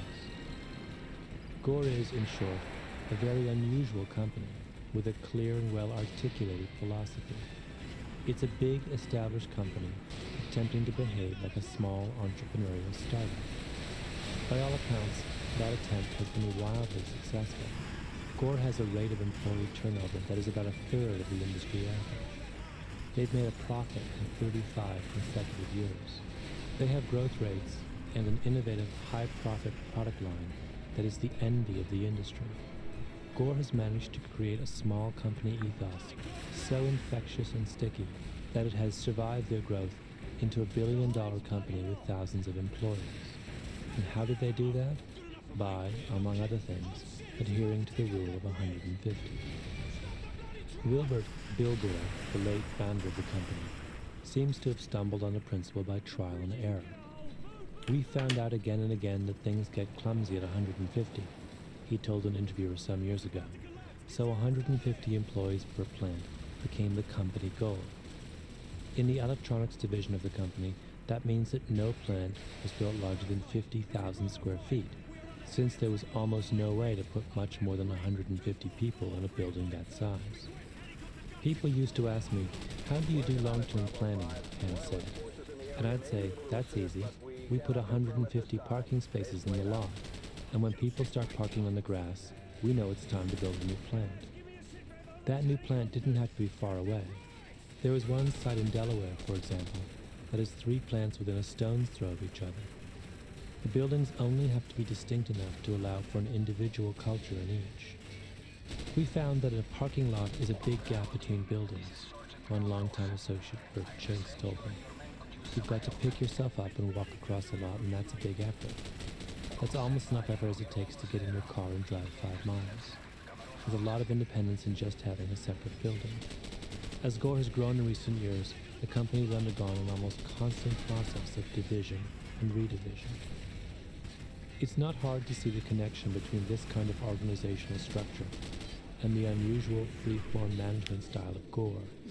The kind of bond that Dunbar describes in small groups is essentially a kind of peer pressure. It's knowing people well enough that what they think of you matters. Gore doesn't need formal management structures in its small plants. It doesn't need the usual layers of middle and upper management, because in groups that small, informal personal relationships are more effective. The pressure that comes to bear if we are not efficient at a plant, if we are not creating good earnings for the company, the peer pressure is unbelievable, Jim Buckley, a longtime associate of the firm, told me. This is what you get when you have small teams, where everybody knows everybody. Peer pressure is much more powerful than a concept of a boss. People want to live up to what's expected of them. In order to be unified then, in order to spread a specific company ideology to all of its employees, Gore had to break itself up into semi-autonomous small pieces. That is the paradox of the epidemic, that in order to create one contagious movement, you often have to create many small movements first. Rebecca Wells says that what she began to realize as the Yaya epidemic grew was that it wasn't really about her, or even about her book. It wasn't one epidemic focused on one thing. It was thousands of different epidemics, all focused on the Yaya group. I began to realize, she said, that these women had built their own Yaya relationships, not so much to the book, but to each other.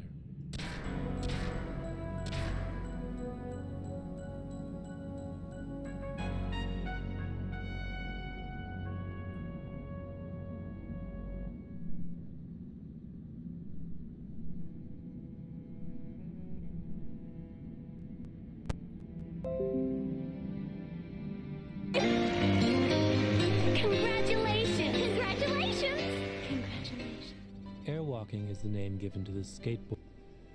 Sick. New PB. Let's fucking go. Bad game over. You are going to be alright, my friend. My na szczęście od nowa stawszego zawrzymy.